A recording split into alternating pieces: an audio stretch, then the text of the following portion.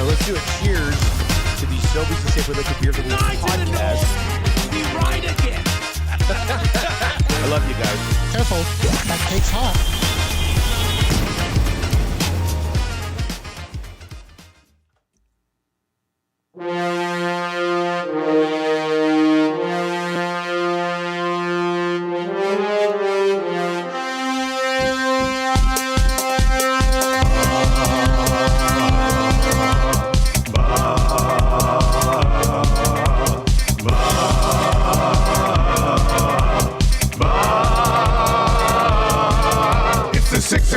Check-in, come on, let's go. It's the AM Nasty Big Hello. It's not static, AM radio. It's the Cool Ben Red Hot Nielson Show. Let's go.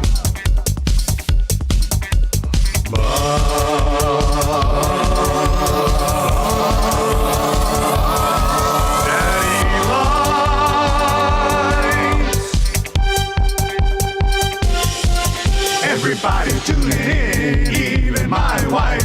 Mommy likes too. And those Macromella intros are cutting like a knife.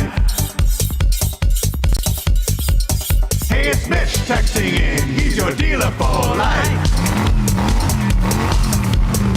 Let's crack at 6 o'clock and lager with some sirloin bites.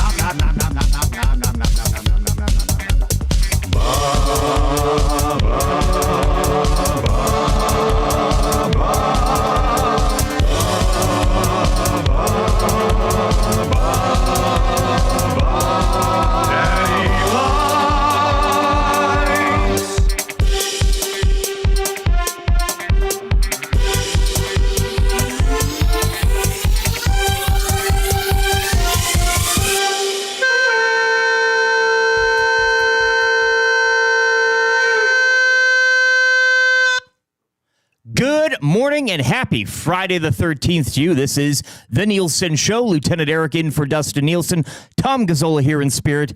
And the one and only Matthew Iwanek locking it down behind the monitors. If you don't win an Esty, I say it's the one and only award show we do, because I will protest. You got to go home with a wheelbarrow full of awards, in my humble opinion. But that's got to be something. You're doing the Lord's work this week, and usually most of the time here at EST, but especially this week, locking things down on each and every show. So, Lieutenant Eric here with you. Dustin Nielson, obviously, he'll have the call tonight, Week 15 in the CFL. Big one out in BC, Lions hosting the Argonauts, so we'll have a little more on that as the show rolls on. But yes, Friday the 13th, it's a Friday show. We're going to have a little fun today. You know how we always do, 6:04 here. Going to be a nice day weather-wise as well. Taking a look, a chance of showers through the morning, but a nice balmy 18 degrees for your Friday the 13th. And I'm going to let you know as well, nobody, and I mean nobody, circles the wagons like the Buffalo Bills, baby. The Buffalo Bills, we're going all the way. And they went all the way last night, 31-10 down in Miami, as, another gruesome chapter in the pro career of Tua Tagovailoa, the Dolphins quarterback, leaving in the third quarter with a concussion.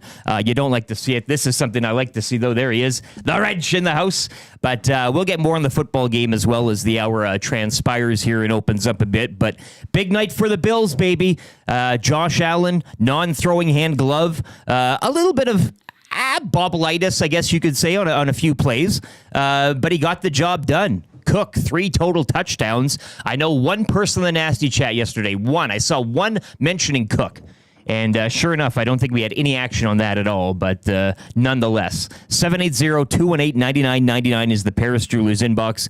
You can get in touch with us there. And of course, I want to let you know the Nielsen Show, presented each and every day by South Fort Chevrolet. Drive a little, save a lot. You can go see Daniel and his family friendly team at South Fort Chevrolet. Tell them EST sent you.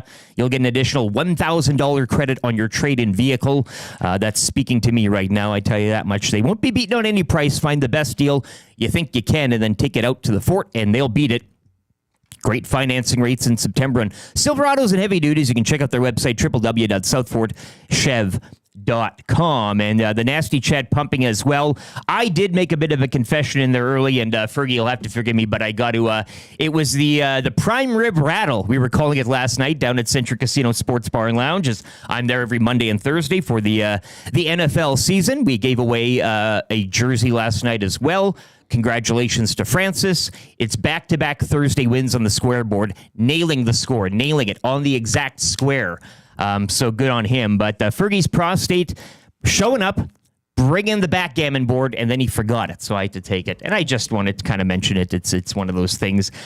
You can roast Fergie if you want a little bit, but I think I see him in the chat. You'll have a hat on for sure. Yeah, okay. But yeah, Fergie's prostate, got your board here. You can come pick it up at your leisure. It's all good.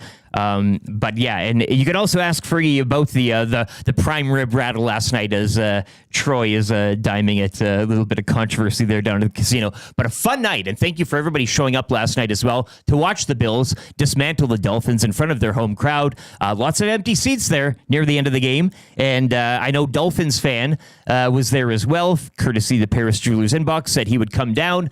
He came down, didn't wear his jersey. He said that might bring him a little bit of good luck. It did not. So another loss. The Bills continue to be the Dolphins' daddy. That's just how it is, especially during the regular season here. So a good night down there, and a big hello as well to all the nasties that joined us. Jay and Jocelyn make it a good 3 for 3 of Monday and Thursday nights down at Century Casino Sports Bar and Lounge. I think they're looking to complete the set and join me for every single Monday and Thursday night of the season. Good meeting Jay's father as well. Very nice guy. Had a few chirps, which was always welcome. Atif there. We were all trying on Atif's glasses at one point. It was getting a little out of hand. Yeah, he had his new Estes haircut that he was showing off as well. He's ready to go. More on the Estes coming up as well as I've ran into a little bit of controversy in my household, which involves package tracking, but we'll get to that maybe during that Hurts later on. But Atif, Francis, as I mentioned, the Dill Pickle hockey boys doing their show down there as well. Troy showing up, Fergie's prostate. Susan, the Bills fan, great to see her again as well. And as I mentioned, a few Dolphins fans. And a handful of Young Bucks boys that were out there last night as well, kind of getting the EST education. They joined in on the square board, and they'll be joining us as well in Thursdays to come. So a great little scene down there. Once again, if you don't have any plans for the NFL season during the week, make your plans with us at the Century Casino Sports Bar and Lounge. Every Monday, every Thursday, we'll got the square board going on Thursdays, smoked brisket cheesesteaks. They were humming out of that kitchen last night, and cans of 6 o'clocker lager as well from our good friends at Alley Cat Brewing. But Monday and Thursday, you can join me down there. It is a hell of a time. 780-218-9999. There's Jocelyn. Yes, we are. Love you, Jocelyn. Great seeing you down there. You guys love that nacho plate. It's a beautiful thing. RBM, hey, 6 o'clockers, check in, get conched. I could do with a little moni today. I think that wouldn't hurt too much. But again, we don't want to get banned in Romania in terms of the YouTube and the licensing and all that. Solo acoustic show. Tommy. No, Tom's here now. It's all. I don't know what you're talking about. What do you mean? He's there. It's all good. How are you? You're good. I didn't want. Yes. I wanted to give you a little preamble so you could kind of set the stage. Well, don't. No, that was great. I'm fine. I apologize. Are you okay? Yes. That's my main concern. Yes, I'm good. Good morning, Nasties. Good morning, Matthew. Good morning, Rick. I have not figured out my new telephone. And it's I get where this is coming from, the alarm. Yes, it is very, very frustrating. Thank God I wake up on my own at 5:30 now, which is messed up. But great day, sounds like, at Century Casino. Shout out to the crew at OEG. They put on a nice little thing in the evening at the Ice District Park. You and Gino, I saw. We did. We had a little dinner. They made us do, and Joaquin Gage do a little, not Ukrainian, but German dance. Okay. And it was a good little soiree. But outside of that, yeah, nothing crazy. It's, and I look, I got a big tinfoil hat on me. I'm kind of debating because I don't like keeping the phone don't keep the phone in your room while you sleep. You should have it in another room, all that, with the Wi-Fi's and all that. I kind of want to go back to like a standard, radio, clock, alarm, that type of thing. You can plug it in. I think I need one. And you got to slam it. That's kind of the fun in that. But yeah, and people kind of complaining too. I mean, you could have picked up some donuts or something. No, not with the amount of time I had to work with. So yeah, I apologize for that, nasties. But we're here. We're good to go, and we're gonna have a good show heading into the weekend. It's the 6 o'clock hour as well, and it's a Friday the 13th show. Maybe that has a little something to do with it, who knows? But we'll recap the Monday Nighter as we kind of go through the opening half hour of the show today. Lieutenant Eric and Tom Gazzola in for Dustin Nielson. That hurts at around 6:40 for James H. Brown Injury Lawyers. And as I said, something relating to the Estes here that's hurting me a lot. Just dry. It's just like a needle right in the eyes for me yesterday seeing this. But we'll have more on that. Has to do with package tracking. So you might know where I'm going there. Dennis Bernstein, your friend and ours from the fourth period. He'll be by. Maybe a hot lap around the NHL, I guess. I mean, yes. Young Stars Classic, Penticton today getting underway. Yeah, we'll get a scoop from DB on what's going on around the National Hockey League. DB, obviously, LA Kings beat reporter, but we know him as our Kings insider. However, Dennis and Dave Pagnotta always, they travel very well. They've obviously done all the NHL events around the league heading into this new season, and they did the ones going into the end of last season following the Stanley Cup Finals. So always a good perspective, a fresh look, a little bit different outside of the bubble that we have here. Because I think, obviously here it's Edmonton-centric, and then we kind of dabble a little bit with the Flames and the Canucks, but Dennis gives us that California look, and then obviously with him and Dave venturing around and doing things at league events, he can give us that perspective and kind of the things that maybe we miss here because we're so focused on what's going on with the club and Connor McDavid and Leon Draisaitl that if we miss anything, and we can be Dennis excused. The lights are very bright. Exactly. I always like knowing though what's going on with the neighbors. You have to know your close divisional rivals and all that going on. And the Kings, third in the div. It's worth noting to get a little scoop there. So and we had Patterson yesterday talking a little Canucks. It's good to know the enemy. You know thy enemy, right? Yes. And it's fine to know yourself, but all this. And so Dennis Bernstein will be by 7:05 for a little more on that, kind of around the horn type of deal. But as Tom mentioned, a California specific Cool But Canada hotline of the day. More on that at around 7:20. That's good for the Italian Center shop. And Marshall Ferguson at around 7:45. He said he wanted to do video. He's swapping bikes today, so hopefully we get a little boom boom or some sort of rev that he likes to do. I know I was away for that show. Vermont ride again? I don't know. It seems like he deals bikes on the. I don't want to get too much into it. I don't want to get him in too much trouble. But he slides in like the subtle. Thank you to Honda for giving me one of these rides, and I'll tell you what, the seat's better than the usual one, and rode comfortably for 17 hours. It's wild stuff. He's sponsored or something. I don't know, but he'll be by. We'll take a comprehensive look at Week 15 in the CFL. All three games, as three teams do observe a bye this week, and maybe just maybe his quick thoughts on Baku and the Azerbaijan Grand Prix, because we will have Tim Hery at around 8:20 to take a deeper dive into that, everything going on the track and off it. Adrian Newey switching teams, and the Red Bull collapse, Christian's collapse, if you will, with Red Bull, Max Verstappen, and everything going on there. So a lot to talk about racing-wise and football-wise this morning. Kind of easy trivia, 3 questions too many as well, Mr. Mike's and Park Mazda. And then a Sobeys and Safeway Liquor Beer of the Week, as we do here on the Friday edition of the Nielsen Show. Ernie Sue will be joining us from Trolley 5 down in Calgary. I assume you've walked through those doors maybe once or twice? Or? No, really? I don't pop into breweries very often, but I like to dabble the local flavor. And with my brother being down in Calgary now, I've had and I've enjoyed. The beer is popular. I have been to the brew pub, albeit many moons ago. I don't know if it's changed or not, but we'll get Ernie's thoughts on that and the beer we sampled today as well. Rose Gose. We'll have more on that though. We'll get Ernie's thoughts on that and take a really good look at the cans. Rose Gose. I don't know if I'm pronouncing that right. I'm not. I know the rosé's got the what is it? The umlaut on the E or the accent on the E, but double dots is the umlaut. Rose Gose. Yeah, well, you would know. You were down at the thing last night. That's right. Yeah, it was good. Umlaut Central. What? Tell me more. What did you eat? Great. What did you drink? I had the schnitzel and German potato salad, and then I had a Erdinger Dunkel. Like it looks like a Guinness. Yeah. Not a warm night on the patio. I'll tell you that much. And it was good. Donovan Workin was emceeing the thing, and it's a good event. Yeah, it was good. Me, Gene Principe, his lovely wife Karen, and lots of OEG staff, and it was great to see them. Who else was there? There were a few media people and influencers, and it was not rowdy by any means because it started at 7 and it was done by like 9 and then it was tight. Goodbye. Yeah. But there were a few people kind of trickling in from some other things around downtown. But I think when that party tent starts going again, it's Octoberfest. It's not the playoffs. That goes on tonight as well, then I would assume. Or yeah, a little better weather tonight and everything for that. They did have the fire pits outside, and there were like some people there that were enjoying it, but it had a nice vibe to it. And with it being a colder night yesterday, it was kind of like, okay, I get it. And it's a huge tent. And I was talking to Kyle from OEG, and this is the smart thing that the city, Explore Edmonton, and OEG has done. They bought that tent. So it's theirs. It's theirs. They can put it out there whenever they want, obviously. The way they rolled it out during the postseason was fantastic. An alternative when there's bad weather. Obviously, it's getting cooler here. And then the theming. I had never experienced anything involving like Octoberfest, right? Like German culture.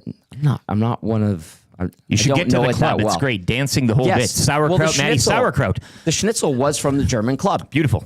And do it right. It was delicious. And the potato salad was a little bit different. But I think, this weekend, especially if people are looking for things to do downtown, and the standing on the tables and the ziggy-zaki, I'm like, okay, this is great.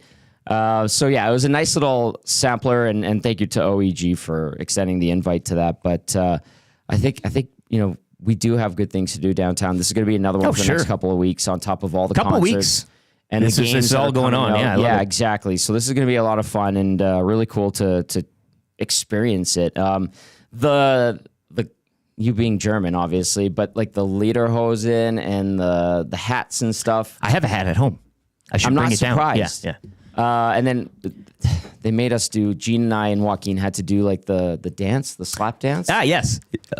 European Vacation, they do it too, eh? With Clark Griswold. 1, 2, 3, 4, 5, back. And then Joaquin and I like tried doing the kicks and not too much success. By the end of the 2-week period, you should have it down packed. Like you'll be doing it with your eyes closed. It's fun. It's silly. It was really cool. So I think that's going to be another destination for people to go check out. And Gene and I and Joaquin had a good time. So yeah, it was cool. Should let you know as well, we are coming to you live from the Popeyes Louisiana Kitchen Studio. You can get their boneless wings today. Bone in, bone out, whatever vibe you like, and in a variety of flavors, the signature hot, honey garlic, honey barbecue, garlic parmesan, as well as the all-time classics. So all white meat, boneless, bone in, whatever you want. Go see Popeyes today. No lines. You don't got to line up and wait behind some rope. They'll get you in. And please bring back that flounder sandwich. Man, that's going to be my next thing because I know A&W right now has got that buy one whistle dog, get the next one for $1. And I love the fact that we had years and years of struggle to get that puppy back on the A&W menu. But I think my next project will be turning to Popeyes for the return of the flounder sandwich. Give me a good hashtag right now to start that. 780-218-9999. That is the Paris Jewelers inbox. Family owned and operated. 22 stores, 4 provinces across this great nation. Large, high quality selection of engagement rings, including lab created, great prices.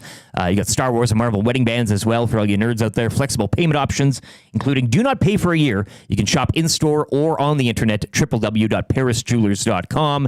And as mentioned, A&W right now, you buy one whistle dog, you get the next one for $1. Pretty good deal because that is the text of the day, $20 to A&W.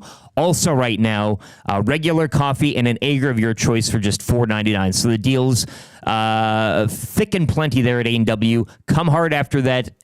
Text of the day, send it into the Paris Jewelers inbox, 780-218-9999, and you could be off to A&W as early as today. Tube Socks knows how it's done. He came in. He got first and second the other day. Came in, collected his A&W, and he was off. Bones on the side is the only way to go. Tube Socks does chime in here, and I get that. I don't think he's eating wings with listener bones, but he eats the wings, puts the bones on the side of the plate. He's painting a nice picture there. In a little pile. Yeah, a nice little, a graveyard, if you will, of the chicken bones. Tube Socks goes on. If OEG was serious about this, they would get Heino to play in the tent. Is this some sort of is this a band or a local group? Well, Donovan Workin was emceeing it, and he was brilliant. Like, they had like a yodeling contest. Oh, perfect. It was awful, but any accordions there? Yeah, plenty love of the accordions. accordion. It was really well done. So that's why I was like, this is a lot of fun. I can see why a true Octoberfest, and this should be, pretty close to it, is a lot of fun. And like the girls with the big steins too. Amazing. The only way to drink a beer, maybe even a boot out there. Hey, exactly. Type of thing. Dolphin Nation, nice to see you. And thanks again for coming out last night. Great spirits down there, Century Casino Sports Bar and Lounge. I think 99.9999999% of the bar was cheering for the Bills, except Dolphin Nation. Morning, boys. Just boarding a flight to Vancouver. Wanted to check in and quickly say Century Casino was a blast last night, despite the outcome. Good seeing you again, Eric. Let's gear up for some Tuesday night mayhem, Dolphin Nation. Now, Dolphin Nation does have tickets to the Estes, albeit he's working late at the U of A. He says he's going to have to do kind of the Superman, phone booth quick change or whatever. And he was a little, shall we say, nervous about, hopefully I look good enough. And I said, you know what, if you're working and you got to come late, come as you are. No sweatpants or pajamas type of thing. But you've bought a ticket. And if you can't get suited up, I mean, I suggested an Adidas tracksuit, perhaps. One of those, like a nice thick chain. Like something the to Royal kind of Tannenbaums. Yeah, be you. Nice clothing's nice clothing, and if you bought a ticket, we certainly appreciate that as well, as we are taking a huge hit on this event. That it's not a financial, gravy train for us or anything like that. But if you did buy a ticket and support it, we'd love to see you, regardless. So if you have a ticket, come on by. And dress appropriately, but do what you can do, especially if you're working late or whatever. But Dolphin Nation, good luck on your trip. Enjoy watching that map on the flight to Vancouver, and great seeing you last night. As mentioned, every Monday and Thursday night, Century Casino Sports Bar and Lounge, Fort Road. Your home for NFL this season, as well as Maddie and Milne, the Green and Gold kickoff shows.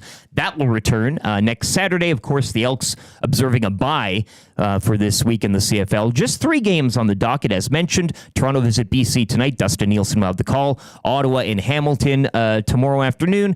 And then tomorrow evening, it'll be the Stamps hosting the 10-2 Montreal Alouettes. But Elks football returns with a couple of biggies here, as it's a home and away against the Bombers next Saturday. Once again, Maddie and Milne will be live at Century Casino Sports Bar and Lounge. They even have a placard for their show down there on the tables. Has their name. Spare no expense with these guys. This is the big show, and they'll be there setting you up and taking you down, especially over these next couple of games for the Elks, which will be huge, home and away with the Winnipeg Blue Bombers. 6:23, once again, Friday the 13th. Get your texts in. Maybe that's the theme to getting text of the day today. Or if you have something to go for on last night's football game, I want to get to this one as well. Jack texts in, almost like I mentioned Cook. You did text in Cook. We have the receipts here. James Cook yesterday, 8:22 a.m., 3 tutties from Mr. Cook. But again, an overall great night, I think, from the Buffalo Bills, from my, biased point of view. But again, not just the win and them improving to 2-0, Tua Tagovailoa again. Hey. You just see that happening. And I suffered with a concussion when I played football back in my elementary days. And not as many as he had from getting hit by these guys professionally. Yeah. I can only imagine. These guys get into car accidents every single weekend. You see that last night. I don't care what colors you're wearing. It just sends a stinger down my spine. Well, Rick, the first thing I saw when I looked at that hit is, and the first thought that came to mind is he's done. You can't. It's scary because the way he gets concussions now, and the way like Damar Hamlin didn't do anything. He almost embraced him. You can't head for. Do you head for? It's a shame, but you if you're not learning by now, like I just think you maybe take the money and just. That's it. Yeah, that's it. And I don't want to say that because these guys, these athletes, we talk about it in the NHL, we talk about it. We all champion toughness. Let's not.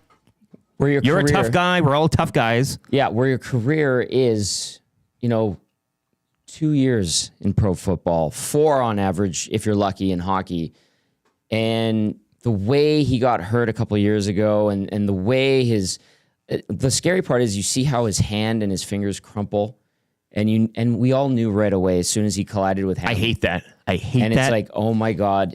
It happened again. There were people ripping Al Michaels for that last night too. What did he say? I wasn't really paying attention to the volume last night. He said ruckus. It was something to the effect of like, And we know the irony there because it was Hamblin, right? And I don't think he meant it with any malice. Maybe didn't meet the moment as he was expecting Perhaps. to. Maybe. And people were on him for it. But, like, that's a scary situation where it's an uncomfortable situation, too, even for the broadcast, because you don't want to play doctor. But at the same time, you want to be conscious and aware of what's going on, who has been hurt, obviously knowing the prior history. So I did see a lot of people, like he was trending yesterday, and I'm like, oh my God, like Al Michaels is, I guarantee you, when I went back and I watched the highlights, and I was like, yeah, he's trending because of that comment. Not because he ate a vegetable or whatever. No, his, you know. And I don't think he was trying to be insensitive. I think he was genuinely just trying to get past the moment. Then they can reassess after the commercial, and they could talk about how they're going to approach it on the Thursday Night Football panel and within the booth itself. And the other thing too is, like, you can't play doctor in the first minute and really have a especially when you're not defined one. plan Especially of when you're not attack. one. Yeah, you can't exactly. just And- let it kind of play it. But again, when you're leading,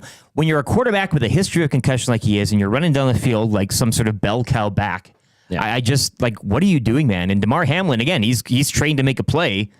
I'm watching this. I've got it on a loop here, and just Hamlin, of course, everybody tweeting out their regards and respects to him and everything.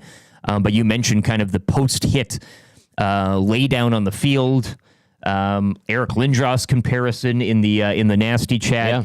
It's and the brain is a funny thing, as we all know. I mean, there's a lot of stuff going on up there that we don't know, and I just, it makes you do funny things. I guess you're concussed. Oh, I don't know this and that, and we can kind of have a little fun with it. But this is, again, you break your arms, you break your legs, you break your whatever in a contact sport. You know, there is a life after that, I guess you could argue, to a certain extent. But when you're messing around with that head, that neck, that spine, and all that, and seeing the images of that post-hit, I just... an electrifying player on his day, but... sure. You know, Mike McDaniel, embracing him, and I think he was kissing him on the forehead. Like, he just, again, football takes a back seat at that point. You're just hoping the guy's friggin' okay. I'm just worried about the human being, I think was the quote from McDaniel there. So, I mean, look, Bills, Dolphins, whatever. We send our regards to Tua this morning, but can't be running like that. It sucks to see. But again, when you got that history and you're going, and I know he's a gamer, and we're all trying to win, and we're all trying to sacrifice ourselves, and not again. Please, not again. So, big win for the Bills there, 2-0. Dolphins dropping to 1-1 on the season.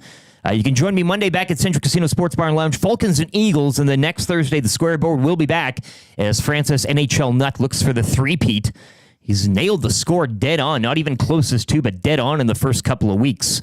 And it will be, we return to the division when the Jets take on the Patriots next Thursday, Central Casino Sports Bar and Lounge. Plan your NFL season accordingly. Once again, coming up this hour, That Hurts at 6:40 for James H. Brown Injury Lawyers. I got a whopper.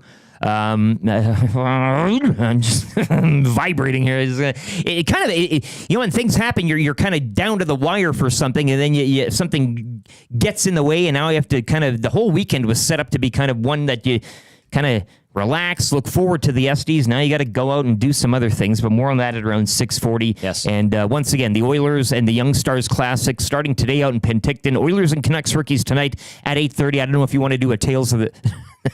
no. We could a mini version, get out the feathered pen, the quill pen. No. But, look, we've said too, and I've said with Dustin, I'm sure you and the oil stream and everybody around, I don't care. To paraphrase. That's not... you know what I'm saying. That. You know what I'm saying. And like, listen, like, Gene and I were talking, and we're like, man, we're already back. It's... quick off season. It feels like, you know, for some who couldn't get away... talked to some of the staff that they couldn't get away. They had to quickly pivot and transition and get ready for 24, 25 on the OEG side. So that part of it was interesting. And it was like, yeah, you're right. If there were no holidays, I would have felt the same way. And them, obviously, with their compounded summer, they had to deal with this rather quickly. But we had a wedding as well, yeah. Yeah, the weddings as well, obviously a big one. I should say, like, not about care, but it's just, I think you get to that, you're knocking on that Game 7 door, And now we got to go through a rookie. And again, some names, obviously, to discuss, I guess. Sure. But in terms we'll of years talk about past. that, too, because there are some names that we wanted to key on. We talked about earlier in the week that we might not have a chance to see, Boeke being one of them. But it is an opportunity for the staff, like Reed said. Reed put it very eloquently, to get more information on these guys. And then Jay and Reed were talking about it too. And it's very true. Maybe we're not so much focused on every little minute detail in what happens in the games. Like you want to watch and see how they handle this level of competition because it is different. It is higher than junior. It's somewhere around the AHL. But you put them in an element where they're uncomfortable and they need to, and you see what kind of character you have. Yeah. So that's another tool or way to use it as a tool for these organizations. A business trip, if you will. Yeah. Not so much. And I mean, I know there's a lot of hardies out there that I shouldn't say don't get. I was just going to the absolute extreme limit for that. But so anyways, yes, Oilers Canucks tonight, Flames tomorrow night, an old BOA, albeit of the junior variety. Yes. They close out the tournament Monday at noon against the Winnipeg Jets. That'll also be the opponent to puck drop the preseason Sunday, September 22. That was your morning announcements brought to you by 100.3 The Bear. I didn't get a phone call from the boys. I was wondering about that. And That call never usually, came. usually when Dusty's away, sometimes he tells, sometimes not. So it's a bit of a wild card, and I get them, and then they'll do the phone around. Like some mornings, even when I'm off, I'll get a phone call, and I don't mind. Like it's Well, when I was in a few weeks ago, I got the call and I was surprised because I was like, I didn't tell them I was doing this. They called me once.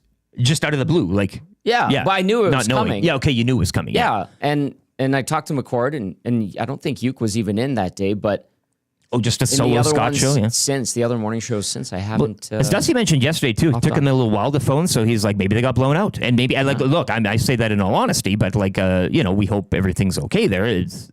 Whenever you don't hear, you just hope generally that people are okay. Tua Tagovailoa, yourself, the Bear Boys. I mean, but hopefully, usually whenever they tweet out first thing in the morning, I like responding.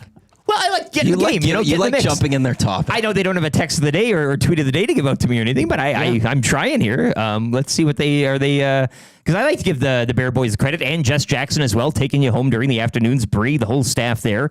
Jess Jackson, of course, will be by at the Estes as well, accompanying my lovely wife. On the evening, they're going to get some fantastic clothing as well. Here we go. 41 minutes ago.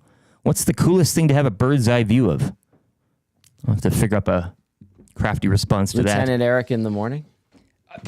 You buttery dog. boy here. Yeah. We'll get to a sports update. Do you? I'd love to do these. I'm you today. I sent it to your email. I've got everything.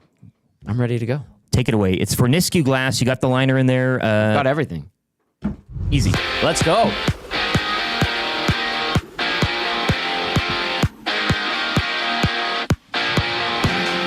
The Buffalo Bills improving to 2-0 with a 31-10 victory over the Dolphins down at Hard Rock Stadium in Miami. James Cook, 3 touchdowns on the night with Dolphins QB like we were talking about. Tua Tagovailoa leaving the game in the third quarter and would not return due to a concussion. We'll find out from the Dolphins on the extent of that concussion and what happens next for Tua. Of course, join Lieutenant Eric Monday at the Century Casino Sports Bar and Lounge. Wrap up week 2 when the Eagles host the Falcons. Loaded burger special plus 6 o'clocker lager in the can. And join all of your favorite nasties. In the NHL, the Young Stars Classic runs today through Monday out in Penticton. The Oilers battle the Canucks rookies tonight at 8:30. The Flames tomorrow night at 8:30 while closing out the tournament Monday noon against the Jets. The preseason schedule begins September 22nd.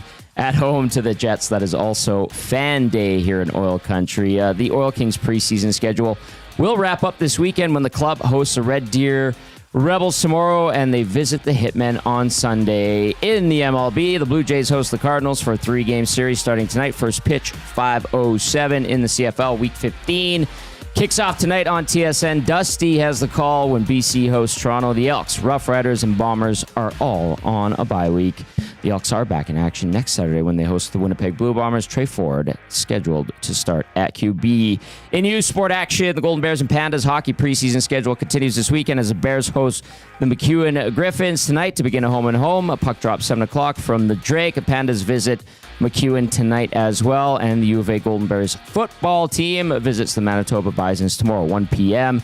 The Bears are 1-1 in conference play following last week's home loss to the Dinos, and the AJHL regular season puck drop goes tonight with 6 games on tap. That is your EST Sports update for Nisku Glass, which is growing and now hiring. If you're a nasty that wants to work with other nasties and can cut glass and replace windshields, then we want to hear from you. Email your resume to info@niskuglass.ca or stop by our shop to apply today.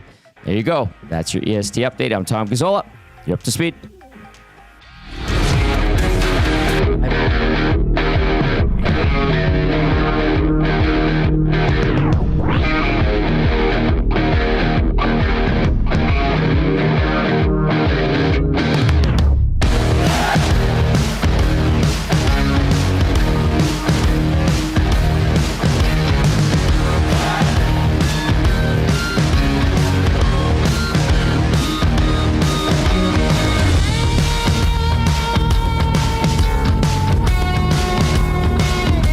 This 6:36. It is the Nielson Show. EdmontonSportsTalk.com. Your clear choice for Edmonton sports, streaming on the iHeart and TuneIn radio apps and on YouTube. If you are in the YouTube realm watching, the nasty chat is humming along this morning, vibrating, if you will, according to one Sarah Coles. But please hit that like.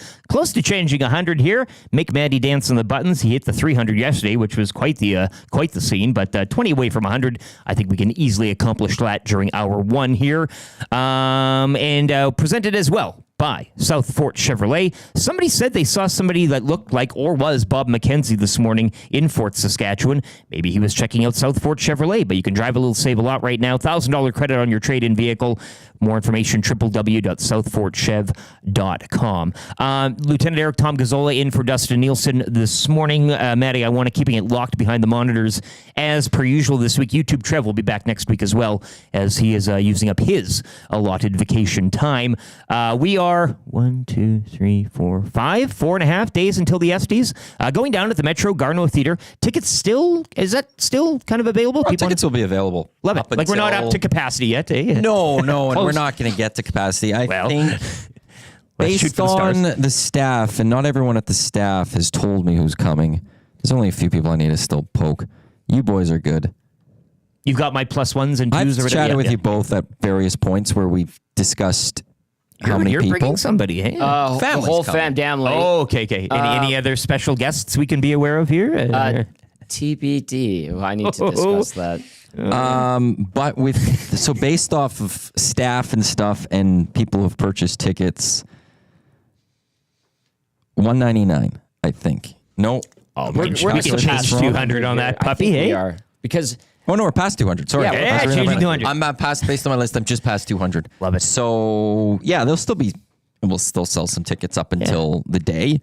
I drove by Metro yesterday just because they're working on the marquee. It's not up yet. Was the guy on the ladder? No, but I had, they actually exchanged emails with me a couple days ago because there was some concerns about it in terms of they only use capital letters. And they're like with SDs, because I had the S at the side, but in the email I have it as lowercase. Oh, yeah. It's like people might not understand. And like, do you want SD awards? And I was like, no. Because I read it out loud. I was like, SD awards, that's not what we say. No. People understand, like our people will understand SD. Yeah. But the marquee is being worked on. We will have a marquee that night. Somebody keeps texting in the schedule, and for that day it just says rental. I guess if you go online or something like that, but it's got the month schedule by day. Whoever texts that in, text it in again, because I've seen it pop up here. Well, I went to their website like 3 weeks ago or 4 weeks ago, the week before Labor Day, whenever that would have been. Because I went on their website and I looked and I saw they had like a showing for some movie at 9 o'clock. I'm like, hold on a second. On that day, it's like that's. I thought you said we had it for the whole night. We did. So then I was like, oh, okay, I'm gonna have to follow up with them. And then a couple days later, I was going to follow up with them, and I looked, and they moved it. Okay. So they realized, and I was like, oh, and then they know it's all there. But for a moment, I was on there, and actually, if you go to their schedule, like the whole month is full except the 17th. There's just nothing on the 17th. Love it. Well, it's a little mystery. It would be funny though that if a gaggle or group of unsuspecting just humanoids, walk in and they see what would be going on there that night. It's a good chance for us to kind of further the brand a bit to people who wouldn't know. I'm not going to listen. I'll toot our own horn a little bit here. Please do. But I would think Yeah, exactly. Thank you. With the amount of love and attention we've been giving it, it would generally be more public notice and awareness than what many of the events taking place there would generally get. And not to diminish them. The majority of them. Yeah, yes. they have screens They had and stuff. Colin Moncrief during Fringe. And that's a big going to one. be massive. Yeah, okay. But that's the outliers. We would Exactly. fall into the outlier category. Dusty that's what I and I mean. were there for the Whistle Dog premiere. Whatever But that it was is. the documentary. Documentary, You guys yeah. were involved in that and featured. I just think like the Estes and how much we've promoted it, and thankfully we have a platform and an audience and a good chunk of people who would be like, "Oh, those It's one idiots letter at away. EST are doing a awards show." One And letter it's away kind of from been- ESPN's The ESPYs. That's as close. And then look It's at almost the better fanfare already. that award show gets, Right. right? I are you still wearing? think that the media release, we need to kind of at least poke our friends down at the big Do it. players, and Do it. Are they all the same emails? I thought it Like, was. they're I thought it usually all went to like a bank. assignments Yeah. at. I might just send an email Fire of one out. assignments at to all of them. Yeah. 2 cameras, Actually, I might have their emails. Yes, 2 cameras. Please. Why not? Because go this to is the one of Sunday. those events that you do go, if you were to go over the top, It just won't kind be of, in a it would have to be joking the next day. If it only wouldn't be a preview, it would have to be like, hey, just so you're aware, the Estes occurred last night with these winners. that would be brilliant. Like I want CBC, like the R Edmonton show, full hour of just recapping the Estes. Could you imagine, like Mark? What's her face Connolly? showing up? Yeah. The And- next, like that week, we're like, hey, would somebody want to come on to the CBC mornings? Yeah. To discuss the Yeah, exactly. Hey, big Nancy win. Carlson, Slam down your award Yeah. there on the desk. Tommy, your big draft of the year win. tell me Would you about like to discuss? what this is. Go on. Nancy. Yeah. It was a arduous process. I put in a lot of blood, sweat, and tears. There was controversy and crying, but at the end of the day, I came out victorious. I will say this about the event. Because this weekend I got to finalize things. I got to finalize still presenters. Still need a couple more. Figure out how that is. Yeah, I'll figure. I think I'm like figure out 3 more or something. We'll get it figured. But and I got to do the envelopes and all that. I'm waiting for one more panelist to vote. Once that's Still final, waiting? I just need one more person. So Are the envelopes going to be message them. sealed with like a gold emblem? Well, I like ordered that yesterday. Wax poured on or something? Well, I have the fake ones for that. I've ordered that. That is happening. I need to do that God. this weekend. Excellent. That's the thing I ordered from Amazon yesterday, but it says it's coming on Sunday. And so this is one where like Okay, well, yeah. this is full, like I'm tracking here. But I've never been to Metro. My first walk through the place is going to be Monday. You've never been in there, hey? Never been before. So I don't know tech-wise, like what I still can or can't do. Come on, get back there. Don't go down. No, don't go down. Come on. I think I got green again. All right, we're I good. think I got green. YouTube's Yeah, it's loading. the green I think YouTube's we're loading. good. I think we're good. Sorry to everyone. There was a little bit of a delay there. Our internet was going down. I got it going again. I think. I hope. Killing it, Maddie. Killing Well, I just because there's that lag and stuff coming. Okay, we're good. There might not be music like in between and stuff. I don't know the execution of that still fully what I'll be able to do or not do. I got to play with my computer for backup options. I'm But not gonna lie to you. I envisioned you playing stuff off of your phone somehow this night. well, that's what I. Or a grand but I don't piano, know if you I know, could. at the Well, that would I be don't even know if I better, could tickling plug the- in and the stuff ivories. and do that. But like I also like. I think I could do it. Like my computer is going to be playing the PowerPoint, Right. so I could play stuff through my computer. Yes. If I bring a dual monitor, I think I can get it done. But you've never Because been the there. one though, monitor eh? could be the PowerPoint, and I could throw it up on the screen, and the other one I could have like a playlist going, and I could click things. I think. I think I might need to bring a dual monitor for this. Technical stuff You have aside, some. just you're gonna love the place. It's a magical, whimsical throwback of a theater for the thespians out there. the thespians and the true connoisseurs at heart. Like if all of it doesn't go off from a technical, just don't let that like enjoy and enjoy in yourself. the end, in a way. what I know will happen is a PowerPoint will be played.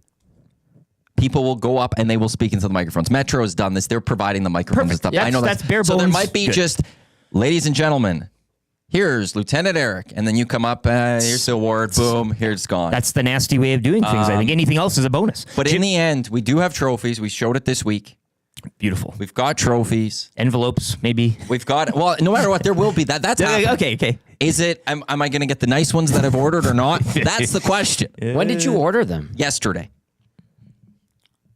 I thought they'd be a little quicker. I thought when I was looking, I thought there'd be a lot more options of what I was looking for, and there wasn't. I could get a lot for today, but I wanted specific ones. There are craft stores that might have an abundance of what we're looking for. Well, I like what I got.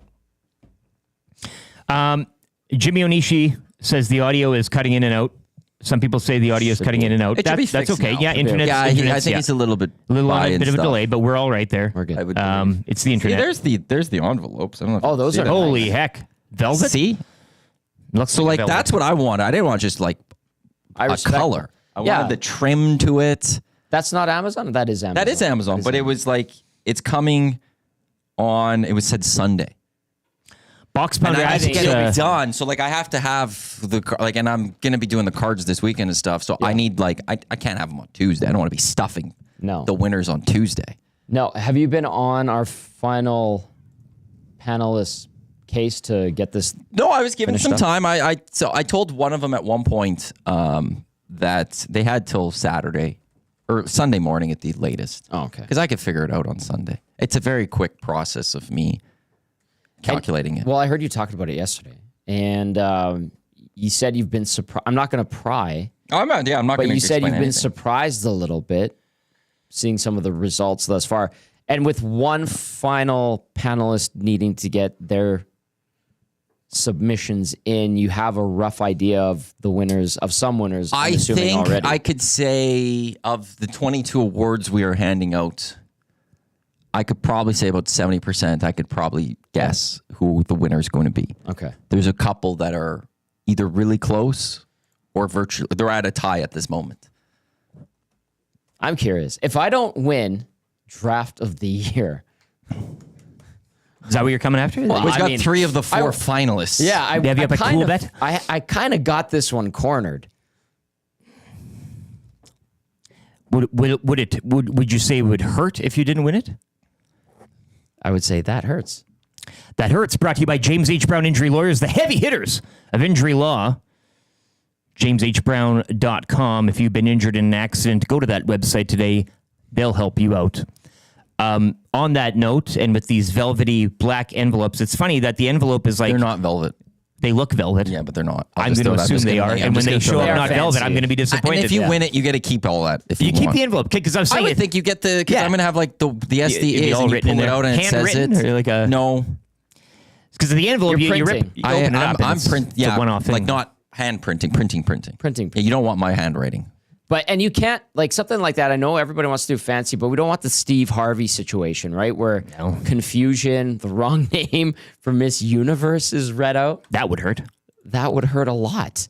So you got to just print it in like block letters. I also have for that hurts today, I have been tracking a garment, shall we say. You didn't. I ordered it. I ordered it earlier on this week. Okay. He's Not enough time. Not what Dusty ordered. Okay. No, Because not that. He I was might have talking- to, though, he now. still thinks that you could get it tailored. I think it would fall apart at the tailor's. There's no point in doing that. Just wear it. That's the beauty of it. It's a cheap suit. You're supposed to wear it kind of loose. That's how you can't. Anyways, but I ordered something. I ordered a garment. Yes. I gave myself more than enough time, especially it's 2024. I mean, you can order things like they come before you even think about it, right? Like that's kind of That's true. play nowadays. Apparently supposed to. So we've been tracking this little puppy throughout the week. We get the, on the tracker, as we've been saying all week. Dusty didn't know about tracking packages and all that. He watches maps, but he doesn't watch you like doing that? It's fun. I did out it for delivery, yesterday. this and that, and it's good. It's They have the truck like yeah. waiting. It looks like an old It goes video from dot to dot, and You then you have can like 4 stops pay remaining. more to know like you can watch it or something like that. Yeah. So I'm tracking this garment that I ordered. That is a pretty important piece of the multi-piece suit that I'll be trying to wear here. Did you acquire the walking aid that you requested? That's another. Well, that all now gets thrown into flux based on what happened last night. So yesterday, I asked my wife. I said, "Hey, any update on the thing?" And we both look at the tracker, and it says, out for delivery. Be at your place by 8 p.m. So they've given me a time. Yeah. Now you're kind of this bottom of the ninth. I mean, you've given me a time. It's out for delivery. Hell, could be there a little earlier. Should be there by 8. I've had that happen, and then it arrives the next day because the driver couldn't get there in time. Okay, now I've had that happen. That hurts as well. I'm out at Century Casino Sports Bar and Lounge last night. Yes. 8 o'clock comes, 8 o'clock goes. I get home. I go to my loving wife who's doing all of this, and I said, "Hey, let's see it. Let's try it on." She goes, "I stepped outside at 8 to see if it was there. Nothing was there. 8:05, 8:10, that type of thing." She then looks on the tracker, and I can't remember the exact quote, but it was one of those like, "Oops, Yes. your package will now arrive September 20th." What? How is it out for delivery? And then it goes. It's supposed to arrive at 8 like the next day. Estes is on Tuesday the 17th. The 20th is next Friday. I don't give a damn about the 20th. Like I give me my money back, please. But it hurts that again we're talking about this tracking thing, and now again this is where the tracking comes in handy. Correct? I mean, I wouldn't have known. I would have been so confused. I wouldn't even maybe known it's supposed to be there by it at that point if I'm not doing the tracking. But it was supposed to arrive yesterday evening. It didn't. Now you meant to mention. Maybe, just maybe, there's another update today on the tracking that says, "Hey, this is this." Well, It might come today. It might, and it better, because now you got the weekend, and then I got Monday. And I then wouldn't the things return it or cancel the order yet. No. Until you get to Tuesday. Even Monday it might. But then by that, You never know. I have to now get something else. But you can always return or whatever. Amazon's easy to return. Amazon's worried, easy though. to get back. It is very easy. I did it for the first time last month. And the one thing to do is never say you screwed up in it. Exactly. There's the because then they charge you the return fee. We didn't do anything. Always go like the item defective or something. And Wrong then item. And or if they and then the writing comment like what's happened, I just write NA.